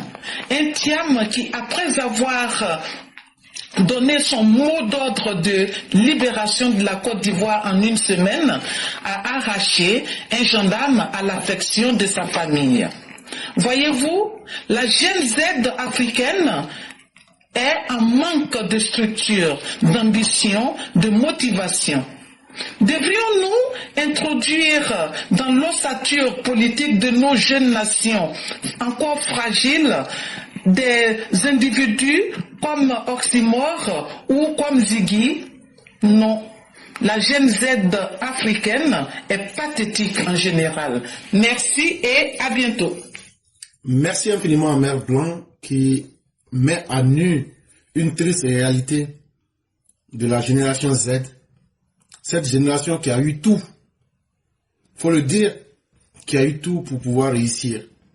Parce que quand on regarde avant les années 90, comment même communiquer était difficile, comment avoir accès à l'information était difficile.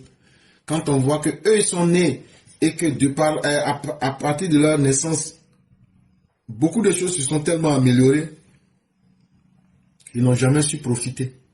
Beaucoup ont pensé que le monde a toujours été comme le moment où ils sont nés. Et ils n'ont jamais cherché à faire d'efforts. Pendant que la même génération, ces trentenaires, au Japon, en Chine, en Corée, aux États-Unis, en Europe,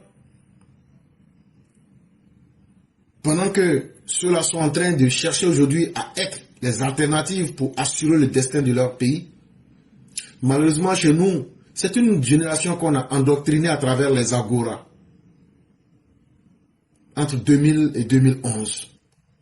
Aujourd'hui, c'est une génération qu'on est en train de moutoniser dans les rues de Ouagadougou et de Bobo-Dioulasso. Aujourd'hui, c'est une génération qu'on a complètement abrutie comme les boubous poubelles au Mali. Et j'en passe. Quand tu regardes comment ces personnes se comportent, elles sont la proie de tous les croque-morts. Et le cas le plus récent, c'est le cas des thiamistes. Des petits jeunes qui ne peuvent même pas laver correctement leur slip. C'est eux qui voulaient réécrire l'histoire de la Côte d'Ivoire. C'est eux qui voulaient réinventer la roue pour convaincre les gens que non, que le monde ne tourne pas rond. C'est ça cette génération perdue. Mais aujourd'hui, demandez-vous où sont-ils? En l'espace d'un an, où sont-ils? S'ils défendaient le factuel, le vrai, on n'abandonne pas facilement ce qui est vrai. C'est une génération qui est pressée. C'est une génération qui veut tout, maintenant et vite. Mais c'est en cela que cette génération est perdue d'avance. Parce qu'elle ne construit rien dans la patience. Elle ne construit rien avec le goût de l'effort. Et malheureusement, lorsqu'on transfère cette réalité en Afrique, c'est un échec collectif. En tant que parent, en tant que didacticien, en tant qu'éducateur, en tant que société, si nous devons regarder véritablement notre part de responsabilité, c'est vrai, on peut accoucher d'un enfant, mais on n'accouche pas de son destin. Mais est-ce que beaucoup de parents n'ont pas réellement failli? Parce que de l'autre côté, ces grands pays que j'ai cités, eux, ils ont pu canaliser cette jeunesse. Ils ont pu la mettre sur la voie du salut. Or, chez moi en Afrique, on continue de les abrutir, on continue de les animaliser, on continue d'en faire une poubelle. Parce qu'on n'a pas investi en l'homme. Ce serait trop difficile et coûteux que d'investir en l'homme. Parce que devenu intelligent, il demandera qu'on lui rende des comptes. Devenu autonome dans sa pensée, il demandera à ce que les choses s'améliorent véritablement. Et donc, on l'a anesthésié son cerveau avec le populisme, avec le mensonge, avec des idées rapides, des idées fast-food. Faisons beaucoup attention. Là où il y a assez d'informations, là où il y a assez de facilités, c'est là aussi qu'on trouve les grands drames. Et on espère bien que ceux encore qui peuvent se sauver et ceux encore qui veulent être sauvés pourront l'être. Parce qu'il est déjà presque trop tard. Mesdames et messieurs, c'est là que nous nous arrêtons. Pour tous ceux et toutes celles qui voudraient prendre la parole, il y a déjà 2 de nos maires qui se sont présentés. Nous sommes à la 28e minute. On va exceptionnellement attendre que nous soyons à la 29e minute. Donc ceux et celles qui voudraient prendre la parole, vous pouvez vous ajouter d'ici la 29e minute. Dès qu'il est 29, on ne pourra plus ajouter quelqu'un. Nous sommes déjà à la 29e minute, donc on a 3 personnes. C'est avec ces personnes que nous allons faire le direct. Donc nous allons déjà commencer avec notre maire Boanek.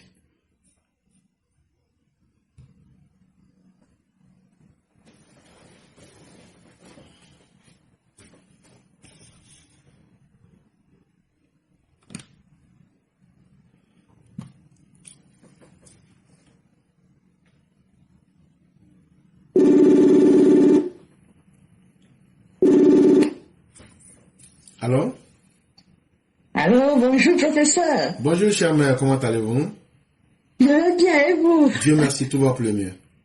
Ok, c'est bien. Ouais, moi je prends la parole aujourd'hui parce que ça fait un moment, bon, ça c'est avec le boulot et puis bon, les circonstances de la vie, hein. Il fait que, mais je vous écoute tout le temps.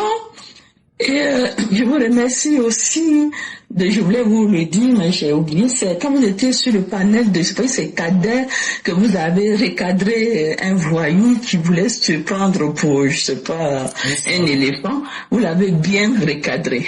Et ça m'a fait beaucoup plaisir. Et pour continuer, moi, ce que vous avez dit là, c'est bien. Si les jeunes Ivoiriens ne prennent pas leur destin en main, s'ils ne changent pas leur manière de faire la politique, mais ils vont à la déroute. Ils vont avoir des problèmes. Faire la politique, c'est pas ce qu'ils font. Nous avons la chance, je dis bien nous avons la chance d'avoir un président comme son Excellence Alassane Ouattara. Nous devons respecter ce monsieur, coûte que coûte. Que vous l'aimiez pas, vous devez le respecter. Grâce à ce monsieur, nous avons un beau pays. Notre pays est développé. Nous avons des hôpitaux, les goudrons, on a de l'eau, l'électricité partout, je veux dire, partout. On revient 15 ans en arrière, on n'avait pas tout ça. Chers frères ivoiriens, respectez vous-même d'abord et puis respectez votre pays plutôt que de raconter n'importe quoi. Alors moi je vous dis, un Ivoirien qui va être devant moi, il va venir dénigrer mon pays, son pays, il va me trouver sur la route. Je vous le dis franchement, que vous soyez mon frère, ma mère, mon père, si vous dénigrez le président et que vous dénigrez ce pays, vous allez me retrouver sur la route. C'est terminé, on a assez joué. Vous avez raconté n'importe quoi. Aujourd'hui, n'importe qui va se lever pour insulter notre président. Le gueux de Niger qui est là-bas, un vaurien, un poussiéreux comme ça, lui aussi va se lever pour insulter notre président. Donc c'est à nous de faire respecter notre pays et notre président. Et je vous remercie infiniment, professeur, pour tout ce que vous faites. Je remercie les Mao et les Chao qui sont sur votre panel tous les jours pour défendre ce beau pays que nous avons. Merci à tous. Merci infiniment, chère mère. C'est aussi un énorme plaisir pour nous. Et c'est un travail que nous faisons ensemble. Et je vais aussi profiter pour saluer le grand maître Black Samurai, qui a aussi fait une très belle vidéo pour apporter sa part de contribution. Et chère mère, je peux vous dire que c'est un travail que nous faisons, c'est un travail d'équipe.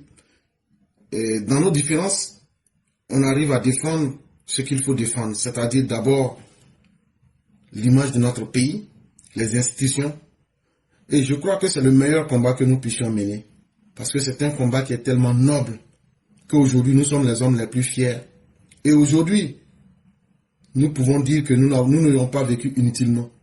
Parce que défendre la bonne cause, ce n'est pas une opportunité qui est permise à tout le monde. Et vraiment, merci à vous aussi. Merci à tous ceux et toutes celles qui ne lésinent sur aucun moyen, qui n'hésitent pas à apporter de la voix comme vous le faites chaque jour.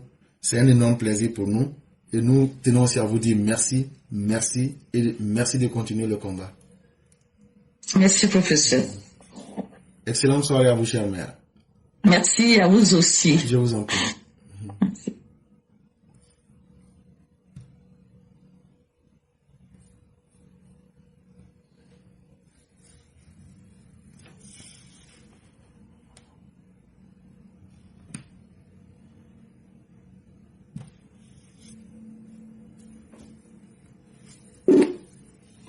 Alors? Allô?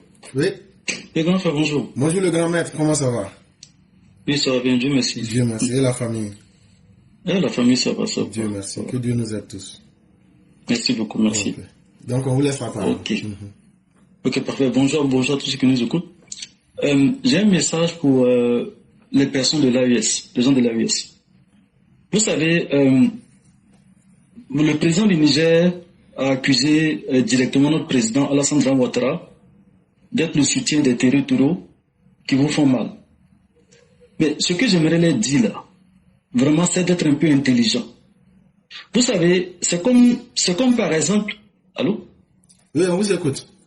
Ok. C'est comme par exemple, ma maison est en train de brûler, c'est-à-dire que moi, ma maison est en train de brûler, et puis, au lieu de chercher à atteindre le feu dans ma maison, je sors de ma maison, et puis je vais me battre avec le voisin qui est à côté, pour dire que c'est lui qui a mis le feu dans ma maison.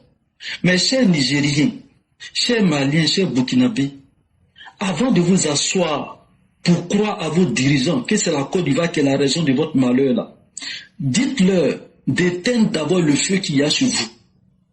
C'est pas intelligent. Il y a le feu dans ta maison, au lieu de chercher à éteindre le feu, tu vas chercher à la personne qui est supposée être la raison du feu qu'il y a chez toi. Est-ce que c'est intelligent un peu? Ça veut dire que vous avez des dirigeants qui sont des gens qui ne sont pas capables. Vous avez des dirigeants qui ne sont pas capables d'éteindre le feu qu'il y a chez vous, au lieu de chercher à s'en prendre aux gens à côté et à côté. Donc faites très attention, la Côte d'Ivoire n'est pas votre problème. La Côte d'Ivoire n'a pas intérêt à aller mettre le feu chez vous. Parce que si on met le feu chez vous là, c'est en Côte d'Ivoire que vos ressortissants vont descendre. Et si vos ressortissants descendent en Côte d'Ivoire là, est-ce que là à le faire? Aucun intérêt. La Côte d'Ivoire n'a aucun intérêt à vous déstabiliser. Donc soyez un peu intelligents. Arrêtez de vous faire avoir par les supposés panafricanistes et vos dirigeants qui ne savent pas réfléchir. Donc c'est ce que j'aimerais dire pour les parler. Deuxième point, j'aimerais en appeler un peu au patriotisme des Ivoiriens. Un Ivoirien là, c'est pas celui qui dit qu'il est petit. Un vrai Ivoirien patriote là, c'est pas celui qui dit qu'il est baoulé. C'est nouveau. Non.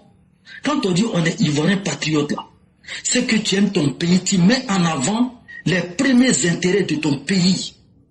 Comme qui que ce soit. Je ne peux pas comprendre que des Ivoiriens qui disent qu'ils sont Ivoiriens, qu'ils aiment leur pays, qui vont vouloir s'associer à des gens de l'AES, qui vont vouloir s'associer à des gens que ne sais qui, pour vouloir s'en prendre à leur propre pays. Ça là, je n'arrive pas à comprendre. Je n'arrive pas à comprendre. Donc il est grand temps que les Ivoiriens se donnent la main et que pour plus que jamais, on se lève à défendre notre pays contre qui que ce soit. C'est ça le vrai Ivoirien, c'est ça le vrai patriote. Et non ce que les gens chantent qu'on entend là. Ça, je laisse ça de côté. Dernier point que j'aimerais rajouter rapidement. Grand frère, vraiment, j'aimerais te dire merci parce que la plateforme que vous avez créée là, nous sommes vraiment écoutés. La dernière fois que je suis passé sur votre antenne, j'ai dit au ministre Djibril Ouattara, enfin, pas au ministre, mais je vais dire à ses collaborateurs, de faire attention, de serrer la vis aux gens qui sont dans les outils informatiques. J'ai dit ça ici. Hier j'ai vu que l'ANSSI qui est une structure gouvernementale qui est chargée de réguler un peu le niveau de la sécurité informatique en Côte d'Ivoire. Ils ont fait un communiqué que ils vont maintenant chercher à accréditer les structures qui font les audits. C'est-à-dire que si une entreprise doit faire des audits, ils vont chercher maintenant à leur donner des accréditations. Excusez-moi ma gauche là. Des accréditations pour qu'ils puissent faire les outils d'informatique. Donc c'est très bien. Vraiment, j'aimerais dire merci, puisque ça prouve qu'ils nous écoutent. Mais ce n'est pas fini. Les accréditations que vous voulez donner là, il ne faudrait pas que ça soit fait avec la complaisance. Il ne faudrait pas que ça soit fait parce que tu connais quelqu'un. Non. Il y a des domaines dans lesquels là, il n'y a pas à faire de connaissances dedans. Si tu donnes des accréditations à des gens qui ne sont pas capables de faire le travail réellement, mais tu n'es pas en train de régler le problème. C'est comme la médecine, c'est comme les pilotes d'avion. Est-ce que tu vas donner ton avion à quelqu'un parce que c'est ton frère pour qu'il n'ait pas conduit ton avion? Mais c'est dangereux. Est-ce que tu vas confier la construction d'un pont à un ingénieur qui est ton frère parce que tu le connais, alors que tu sais qu'il n'est pas compétent? Tu dis oui, comme c'est mon frère, je lui donne ce qu'il faut pour faire le pont. Mais le pont va tomber à les gens. Donc il y a des domaines dans lesquels il ne faut pas donner les accréditations parce que c'est ton parent. Non. Il faut que vous assurez que réellement, les personnes qui vont postuler pour avoir les accréditations du gouvernement, pour faire les audits informatiques, là, il faut que ce soit les gens qui aient les compétences. Et c'est pas tout on peut dire, parce qu'il y a des choses qu'on va vouloir dire, il y a des ennemis aussi qui nous écoutent. Donc, les accréditations, ce que je peux dire, il faut qu'ils s'assurent que ces personnes qui vont avoir l'autorisation du gouvernement, là, il faut qu'ils aient au moins un diplôme d'ingénieur, au moins. Un diplôme d'ingénieur, au moins. Un, de deux. Il faut que ces personnes-là aient des certifications. Parce qu'il y a des certifications qui sont mondiales au niveau de la cybersécurité. Il y en a plein. Donc si quelqu'un vient chez vous, vient au ministère pour aller chercher accréditation là, s'il n'a pas ce document, n'a pas ce certificat international là, qui prouve qu'il connaît le domaine là, pardonnez, calmez-vous, ne lui donnez pas. Parce qu'il va venir là, même s'il est ingénieur, mais qu'est-ce qui prouve qu'il est spécialisé dans le domaine? Qu'est-ce qu'il prouve? Donc il faut qu'il y ait au moins ça, pour qu'on ait une certaine garantie que le monsieur connaît son travail, avant de lui donner le document pour aller aider les entreprises. Ok, c'était tout pour moi, grand frère. Merci beaucoup. Vraiment, cher frère, c'est toi qu'on remercie.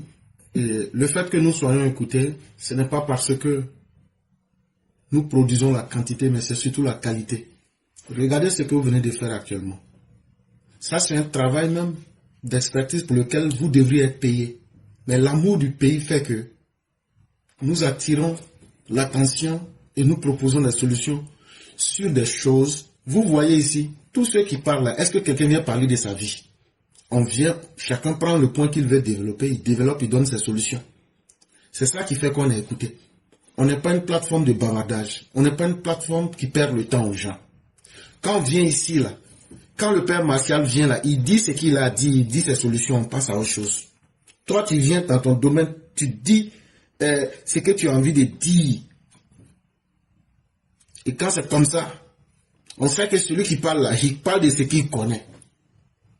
Ceux qui aiment politique, quand ils viennent parler de politique là, ils parlent de leur politique, ils proposent leur solution.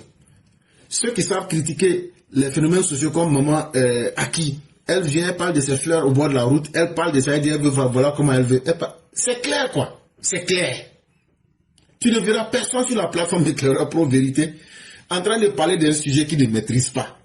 Quand Sundiata vient nous parler des routes là, mais il nous dit la même chose, on a parlé, ils sont venus faire. Parce que ce sont des choses vraies. Et c'est pourquoi nous disons que le sacerdoce que nous avons fait avec la vérité, ça a beaucoup de conséquences, chers frères, mais ça a beaucoup d'avantages. Ça fait que nous serons craints, respectés, mais haïs. Parce que ce que nous disons là, on ne retourne pas notre tête à gauche ou à droite. Parce que ce sont des faits vérifiés. C'est une plateforme où tu ne trouveras pas les gens venir bavarder. Quand tu viens là, toi-même là, ce que tu dis là, en 2 minutes là, si ça n'arrange, on va te dire, frère, ce que tu dis là, tu es en train de tourner en rond. C'est ça qui fait que quand les gens sentent que vraiment ils veulent régler leurs problèmes, ils se disent quoi? Prêtons attention à la plateforme éclaireur pro-vérité. Tôt ou tard, quand ils vont aborder le sujet là. Et regarde par exemple le problème du guichet automobile, du guichet unique automobile. C'est depuis 2025. Quand le père Martial m'en a parlé à Abidjan, il dit je vais bien fouiller. Mais après, quand on a fini, on a donné nos solutions. C'est ça qu'on appelle être patriote. Être patriote là, c'est pas dit comme je suis né en Côte d'Ivoire là.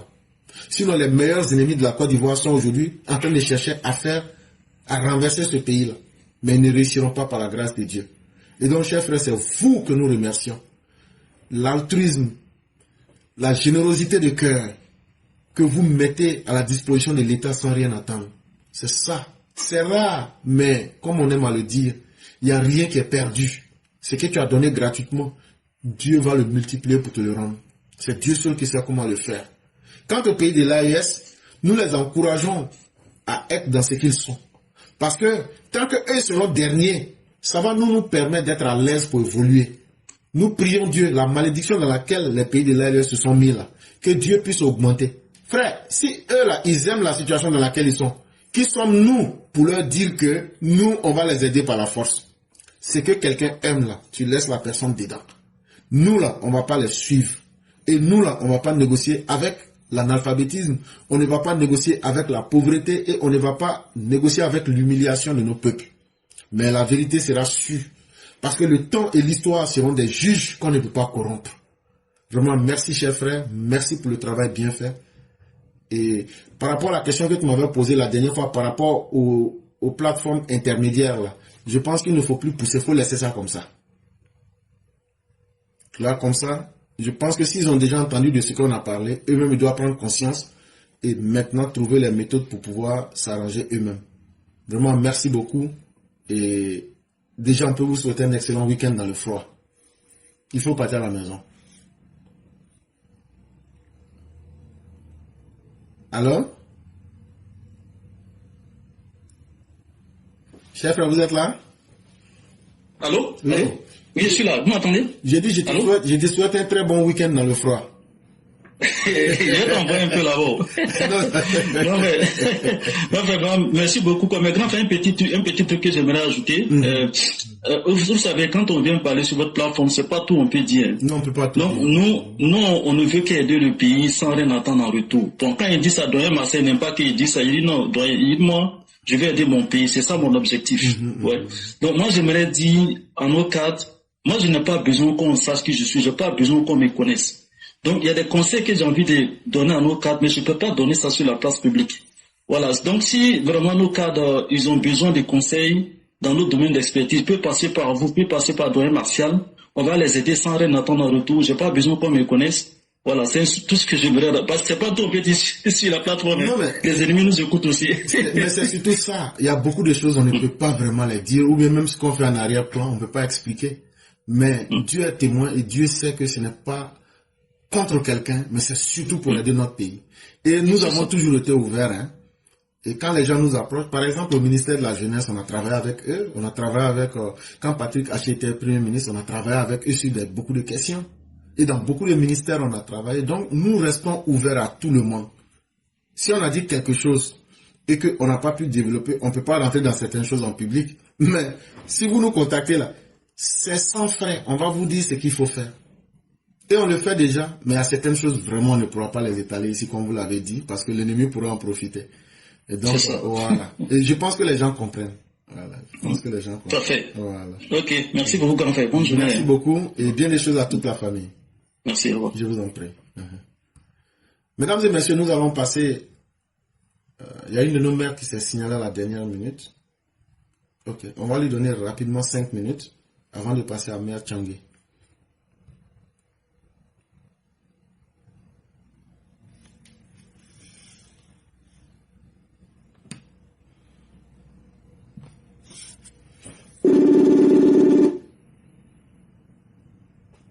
Allô?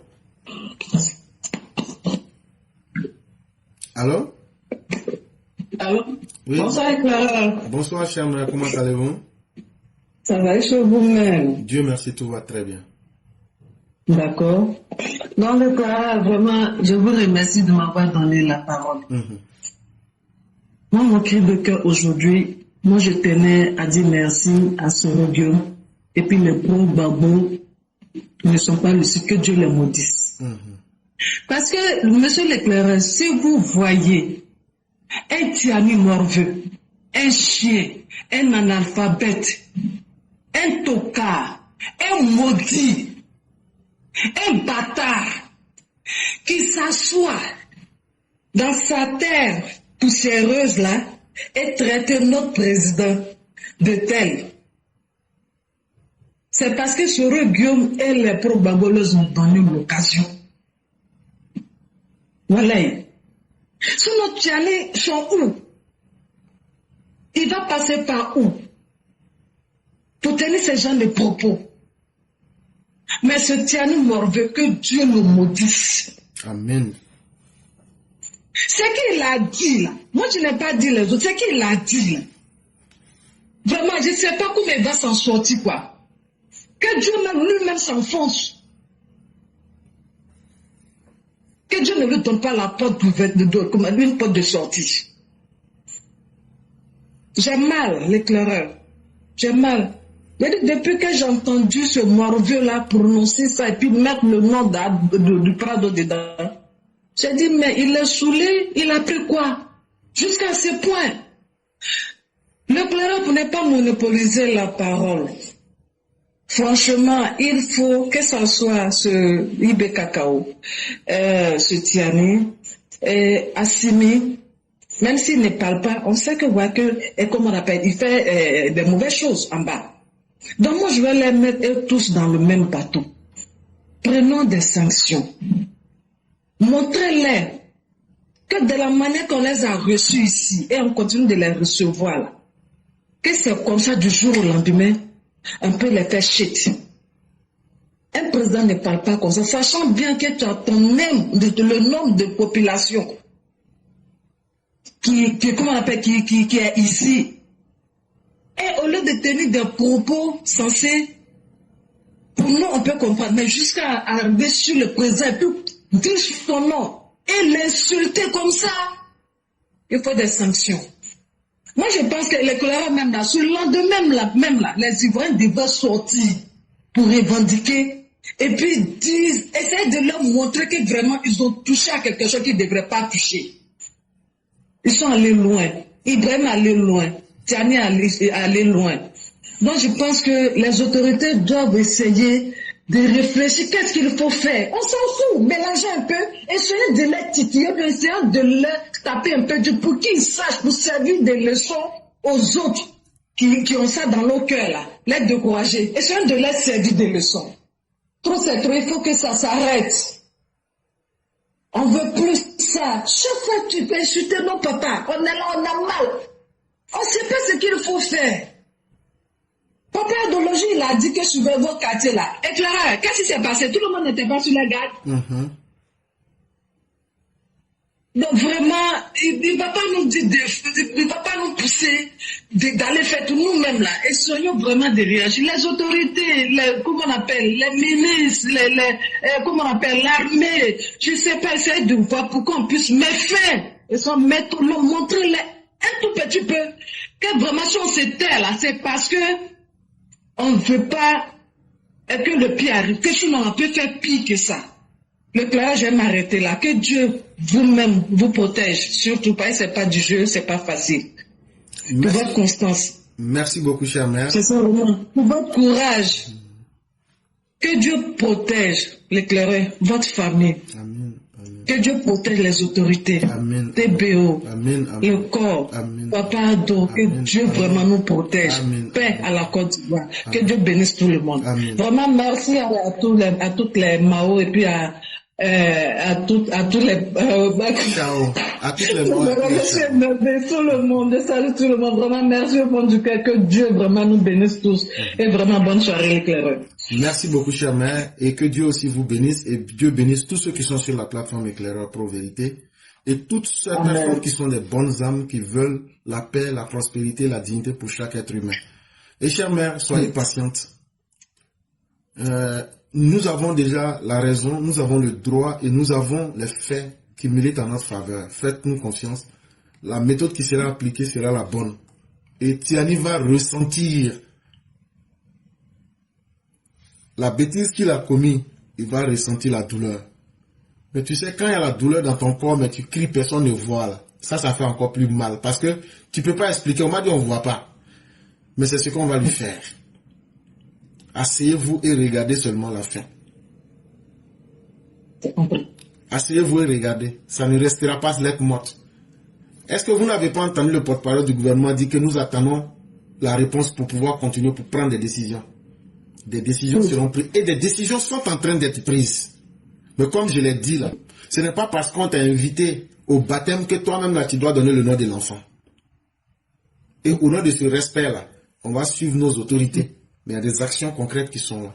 Déjà, on a ramassé 179 de leurs bouviers qu'on a mis directement dans leur ambassade. Est-ce que ça, c'est pas une bonne chose? Mais ce n'est qu'un début. Très belle nouvelle. Et ça va s'en suivre. Et ce que nous demandons à tous les Ivoiriens, surtout les EPV, ayez un œil sur les habitants de l'AES dans vos quartiers. Signalez tous leurs mouvements, signalez tous leurs comportements suspects. N'ayez confiance en aucun habitant de l'AES.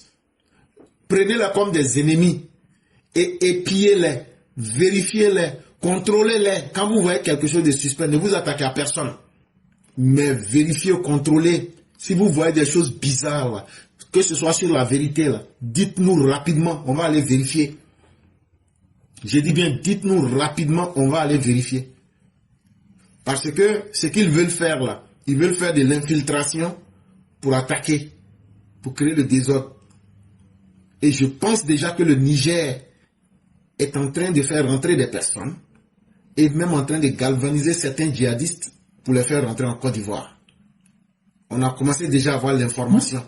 C'est pourquoi vous devrez avoir les yeux ouverts partout. Ne gardez aucune information suspecte sur vous-même. N'ayez pas honte de signaler quoi que ce soit. Parce que si tu ne signales pas que le malheur arrive, tu vas le regretter. Mais si tu signales qu'on s'en va vérifier et qu'il n'y a rien là, c'est tout le monde qui sera en sécurité. Et donc, n'ayez point peur, restons vigilants, ouvrons les yeux, aidons aussi nos autorités. C'est ce qui est bon. Vraiment, merci à vous-même, chère mère, et que la grâce de Dieu nous accompagne tous. Merci, le Clara. Que Dieu vous garde. Amen. Et à demain. Merci beaucoup, chère mère. Et donc, on va terminer avec maman Tchangui. Et je tiens encore à remercier le frère Black Samurai pour sa belle vidéo qui est passée en langue bambara. Et cette vidéo, elle a été très bien, le message a été bien saisi à Bamako, le message a été saisi au Burkina Faso, le message a été saisi au Niger. Et chers frères, pardon, faut faire encore une autre vidéo encore, faut être encore plus dur. Je parle de Black Samurai, faut faire encore une vidéo, faut être encore dur pour rappeler, quand tu as dit que ces peuples-là sont maudits là, comment ils ont honni Djonga, comment ils ont honni Moribo Diarra, oui, comment ils ont honni le chef de village de Bamako, comment ils ont honni Toumani, comment ils ont honni leur premier président. Il faut qu'on leur parle de leur histoire. Il y a une malédiction qui suit ces peuples-là. Il faut qu'on prenne le temps de leur expliquer ça propre. Comment ils ont menti sur Moussa. Quand vous êtes allé à Nyarela pour dire le chef de Bamako n'a qu'à vous soutenir, qu'est-ce qu'il vous a dit? C'est cette malédiction-là qui est derrière vous. Je suis malien. Vous ne savez même pas où vous êtes. Vous ne connaissez même pas votre histoire. C'est vous qui voulez parler de l'histoire de Souniata Keïta, de Soumangourou Kanté, alors que votre propre actualité, vous ne maîtrisez pas. Vous qui dites que vous êtes malien là. Quand vous avez fait le coup d'état contre Moussa là, et que vous êtes allé voir le chef de Nyarela, ce qu'il vous a dit là, il vous a dit que lui n'est pas musulman, mais que lui ne va pas vous suivre. Ce sont ces malédictions là qui sont derrière vous aujourd'hui. On vous regarde, on rit. Vous êtes en train de courir dans le sac. Mais ce que vous allez voir là, c'est que vous, ça là, ce n'est rien encore. Bina là, son papa et sa maman là vont naître dans cette histoire. Bina vous avez dit, qui va faire couler le sang? Aujourd'hui là, est-ce que le sang n'est pas en train de couler? Mais ce n'est que le début. S'il plaît à Dieu, là, il y aura encore papa et maman de ça sur vous. Parce que c'est ce que vous méritez. Et lorsque Black va finir, là, je vais prendre la vidéo encore là, je vais balancer encore. S'il n'y a pas quelqu'un pour vous éduquer, là, nous, on va se donner le rôle de vous éduquer correctement. Bande de maudits que vous êtes. Mais toi, Assimi, là, c'est toi qui a commencé, c'est toi qui as la tête des fils. Mais vous serez broyés un à un, sans état d'âme. Asseyons-nous et regardons la situation. Nous, on ne va jamais négocier. De la manière le président dit, on ne va jamais négocier avec des putschistes là. On ne va jamais négocier avec vous. Et vous allez comprendre de quoi il est question. Et donc, mesdames et messieurs, nous allons passer à un moment Salih Koné. C'est avec elle que nous allons terminer. Mais je dis vraiment merci au EPV. Hier, j'ai eu une journée un peu boustrophédique. Ça veut dire en zigzag. Mais c'était pour la bonne cause. C'était pour chercher à manger. Et donc, souvent, il y a des jours où c'est chaud. Mais il n'y avait rien de grave. Mais je tenais aussi à présenter mes excuses à tous ceux qui s'attendaient hier à nous. C'était tellement chaud que je n'ai même pas pu mettre un message. Et aujourd'hui, je tenais à faire l'excuse publiquement pour vous dire de nous excuser. Hier, vous ne nous avez pas entendus. On n'a pas aussi laissé de messages. Donc, vous nous excusez pour cela.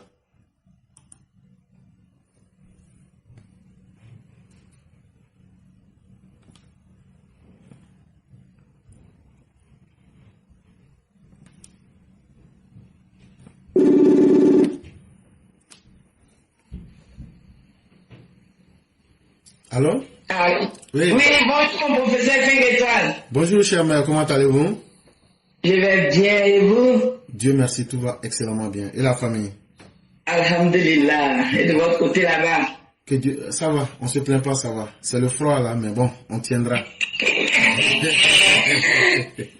les gens, il n'a pas venu prendre son froid là pour partir. Ah, mais c'est ce que j'ai dit à Opinion Libre. Nous, on n'est pas dans la camaraderie de ça. C'est ce que j'ai dit à Opinion Libre. On m'a poussé ça pour envoyer ça vers eux là-bas. On n'est pas dans la camaraderie de ça, de garder ça là-bas. Même si on dit on veut griller, laissez-nous. En tout cas.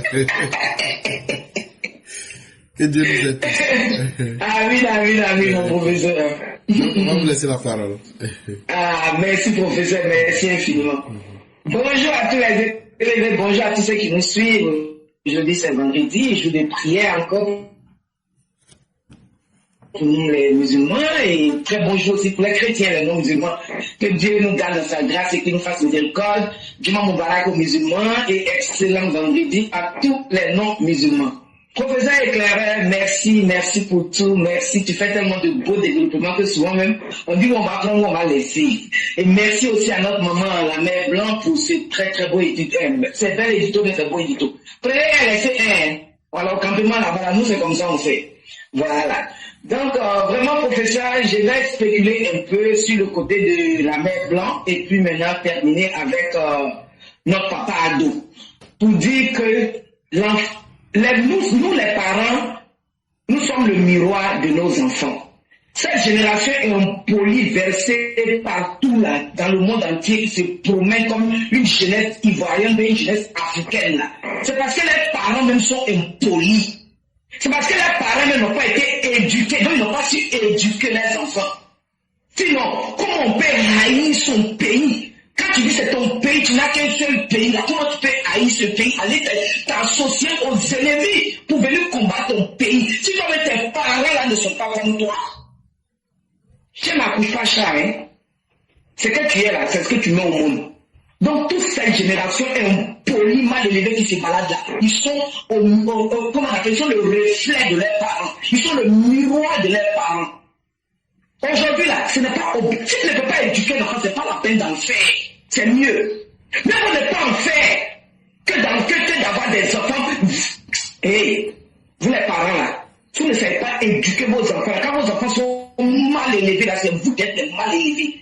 Quand on insulte ton enfant, quand on te dit mal élevé là, ça veut dire que toi le parent qu'on vient de citer. Mais il y en a tellement parmi ces soloistes là. Mais Dieu est au contrôle.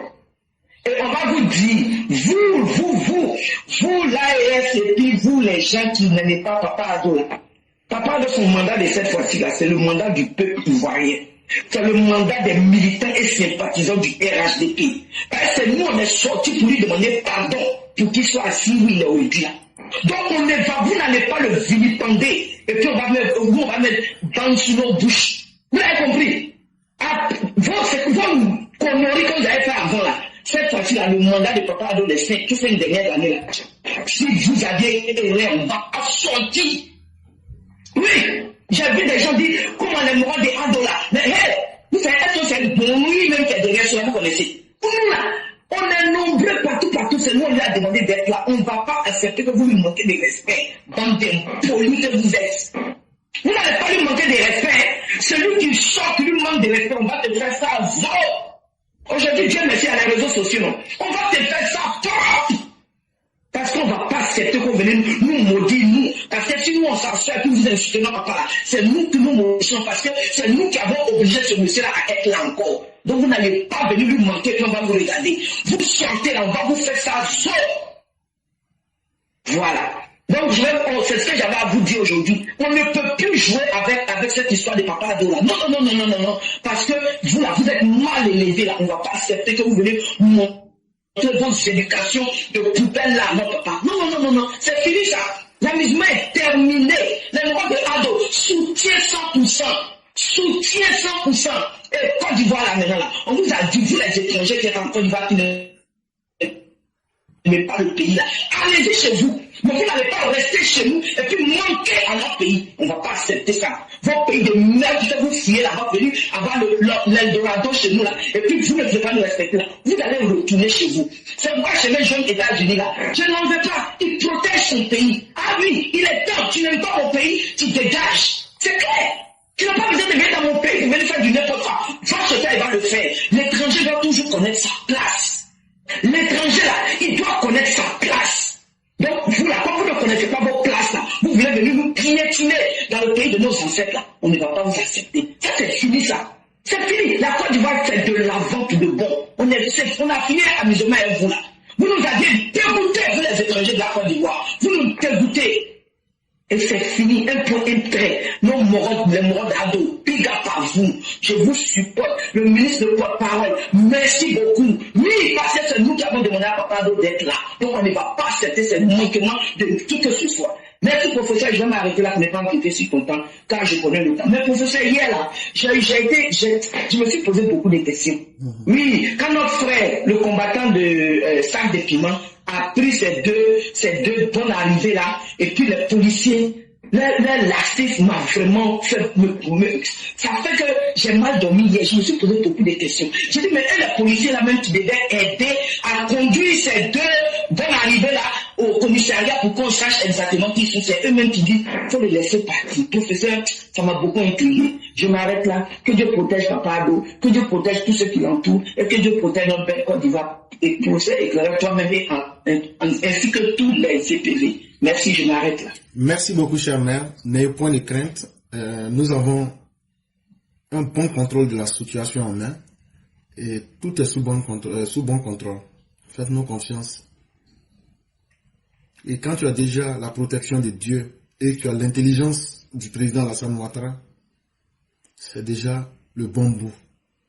Et je tiens à dire aux habitants de l'AES, le président Ouattara, son soulier là, pied droit là seulement là, ça peut payer tout l'AES. C'est mieux que tous les habitants de l'AES, c'est mieux que tous vos territoires. Son soulier là, pied droit seulement.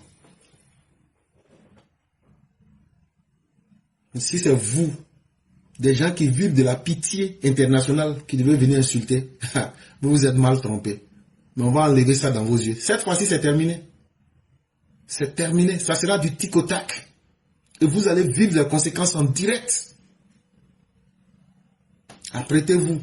Ce n'est que le début. Ce que vous avez commencé là, vous allez terminer ça de force.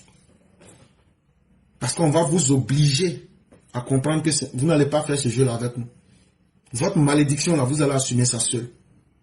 Chers mères, merci à vous. Merci à tous les PV. Merci à tous ceux qui ont sécurisé l'émission. Et merci pour votre détermination. Et que Dieu soit en nous et qu'il nous préserve. Et tous les musulmans du monde, je vous souhaite Juma Mubarak.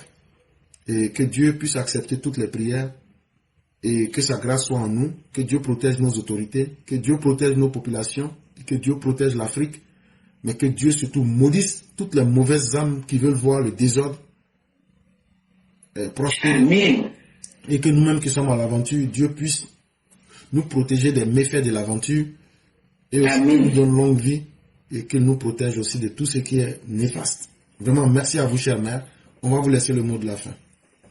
Ok, merci professeur. Amin, amin, amin, amin pour tous les doigts. Et EPV, n'oubliez pas, il y a un autre coach à Geneva qui sera ce soir avec des sujets vraiment rocambolesques, dignes d'un film, vraiment à la au lieu.